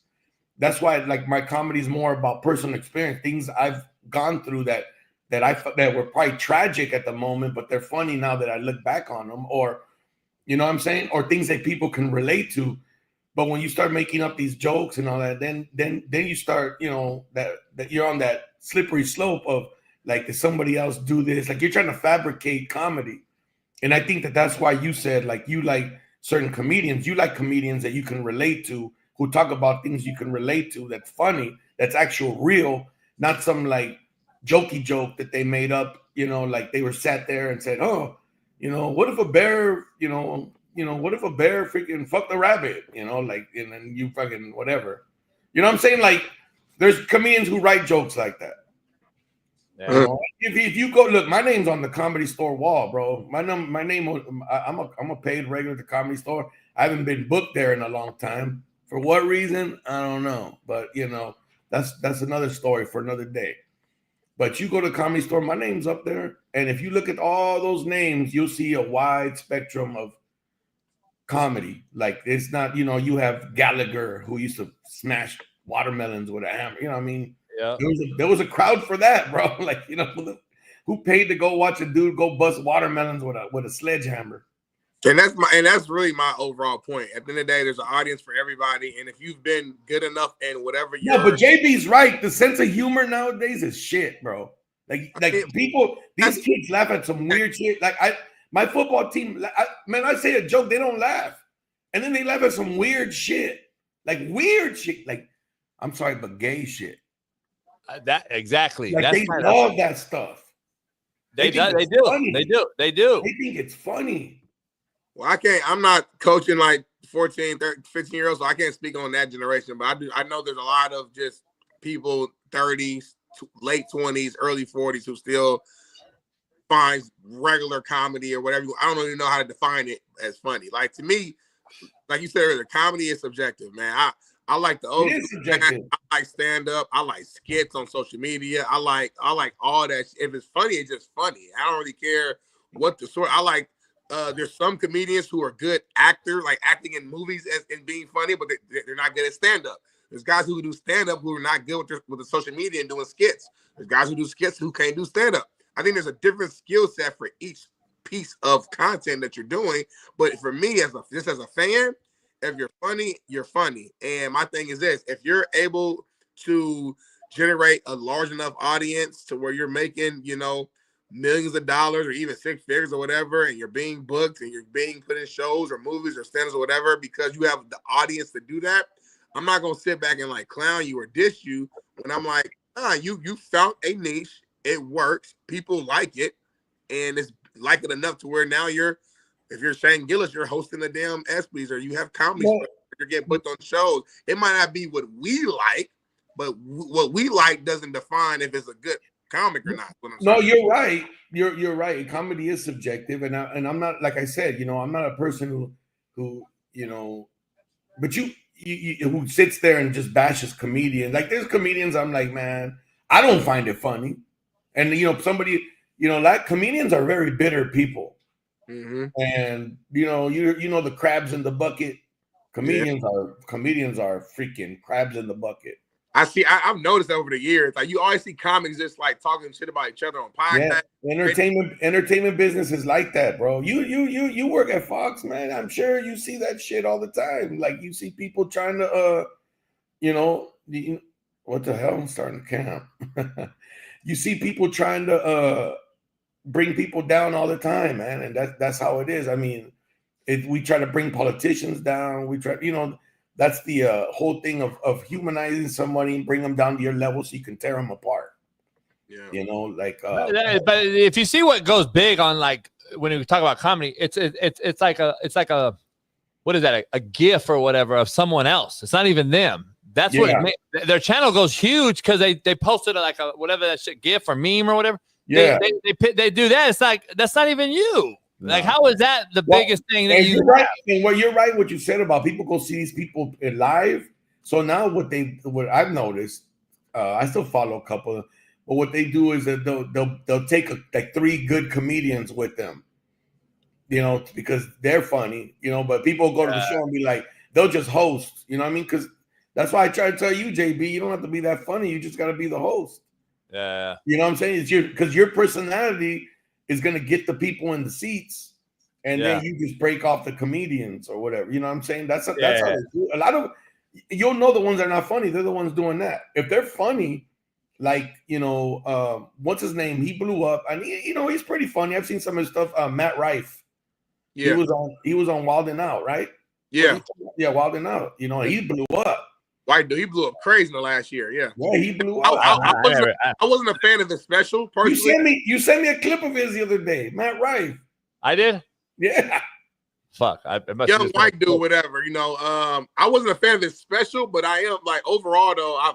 I've a lot of clips he posts. I like his fan engagement. How he does he does a lot of good things that I like. I don't know him. Like I don't know him because he started coming on. Like I stopped hanging around in Hollywood. Man, it gets tiring, bro. Like I'm 50 now. I'm not gonna be going over there and hanging out till 3 a.m. Like, hey, what's up? See what's going on. And I did that for a lot of years, man. It gets old, bro. Like it gets old. I used to be at the Laugh Factory, at the Comedy Store, at the Improv. I used to be there all the time. Occasionally, I'll come through on a Monday to the Improv to go see, just to see some of the homies, like Corey and all them. Like I'll come through, say what's up, see how they've been, and I mean. I see that they're doing good, they're doing their thing, they're hanging in there. But a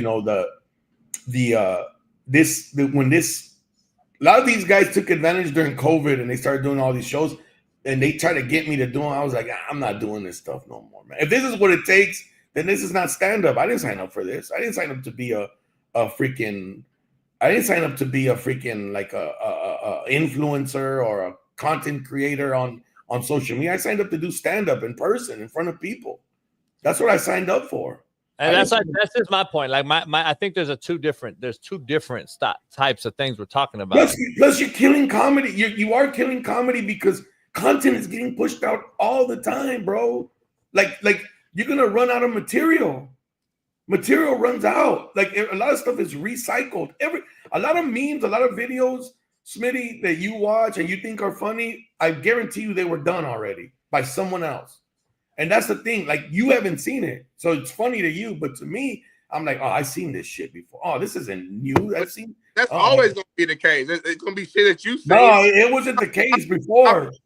Have you never seen? Like, no, but it wasn't the case before. It wasn't. Not like this. It wasn't. That's what I led the show off with. I was like, these cats haven't been innovative at all. They haven't done anything that I haven't seen.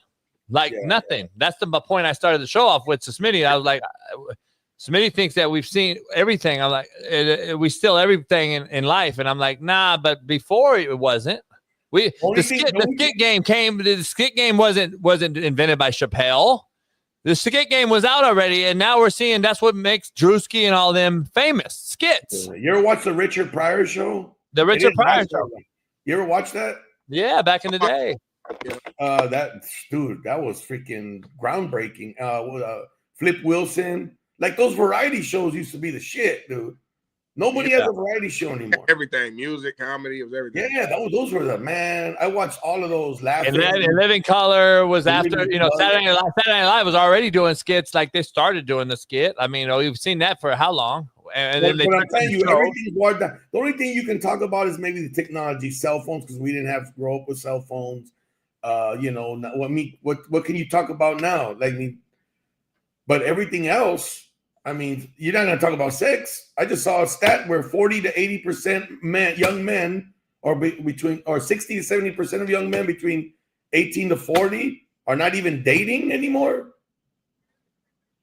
What are you going to talk about? Freaking jerking off? Dating and having sex ain't the same thing, Cisco. No, but dating, they're not getting married. They're not dating. So what's going to happen to humanity if nobody has kids, nobody gets married? What's going to happen to the family? I'm trying to tell JB that, but JB's pushing out. What's going to happen to the family? I mean, we're talking about the family. You're a conservative, JB, so I can't believe you're anti-family. That's the first staple of being conservative.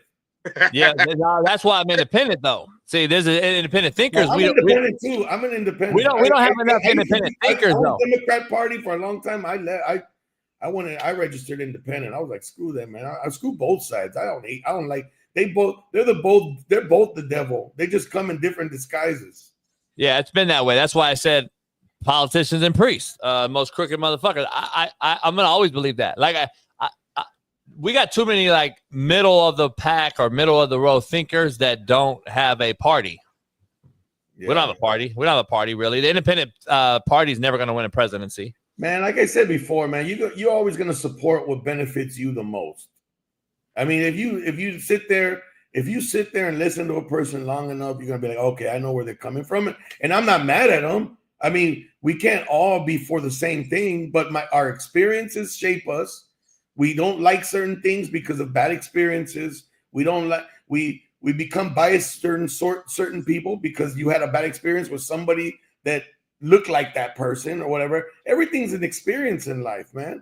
Like I'm gonna be honest with you. I'm fortunate enough that I have not had many bad experiences with people, and so I've been able to just take people for who they are, not because of where they're from, what race they are, whatever. It's just that individual, you know what I'm saying?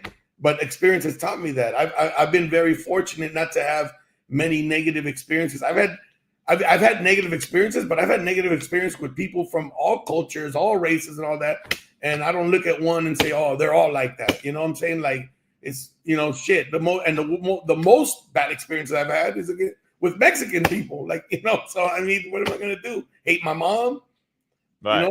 Hate my dad. I'm not going to do it. White mom, fuck white moms. But I just want to get your perspective. You got an excellent mother, bro. What are you talking about? That's why I said. That's why people don't realize the joke. They're like, JB hate white mom. Fuck, I got a white mom. You fucking idiot.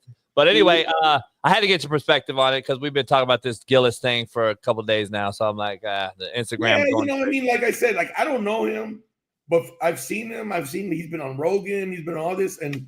I mean, he got in with the right people. You get in with there's also that way in comedy. You get with the right people, who you know, not what you know. And I was always kind of like a lone wolf. Like people try to get me in the end. I'm like, nah, I'm cool, man. Like I'm not trying to. Usually, you get with a group and you got to do what that group says to do. It's like there's little crews, bro. It's like gangs in comedy. There's little crews. Like so and so has money, so he'll make his crew. But you got to do whatever so-and-so says to do.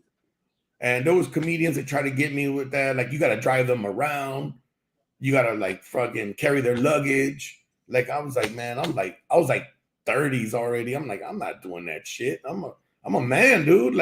Before I'm a comedian, I'm a man. I'm not carrying nobody's shit or driving nobody around. And some comedians are like, they're willing to pay that price. Gotta be a GA before you can be a head coach. Yeah, but not at 30, bro. It's like somebody picked me up out of park league. I was already a man, you know what I mean? And then said, come here, come do comedy.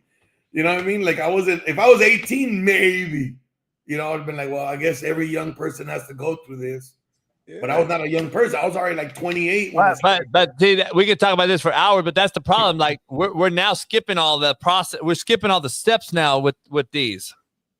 Yeah. This has allowed us, and coaching as well. Like we're skipping a lot of the fucking processes. These cats now, these young coaches. You know what I do, JB? There's a three little dots, and it says, "Do not show me content like this anymore."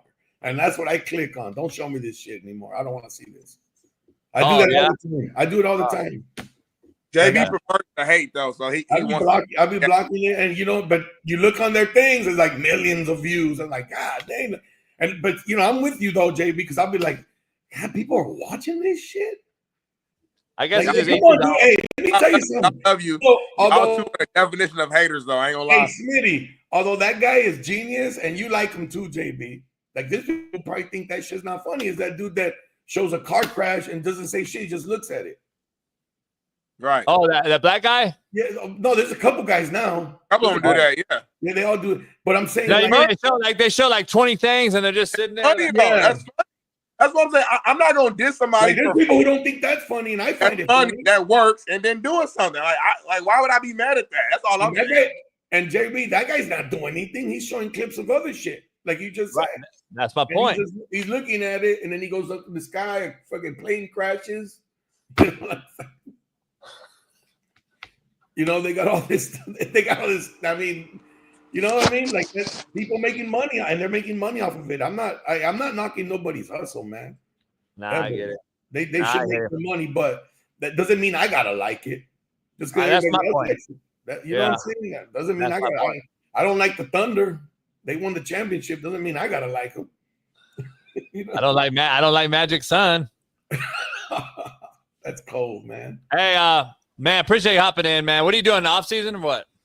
Yeah, I'm gonna go throw today up in on Hacienda Heights, and then we have a tournament on Saturday. That'll be the last one. I'm done after that. I always tell Mexicans play 7-on. Yeah, I'm going to Orange County though, homie.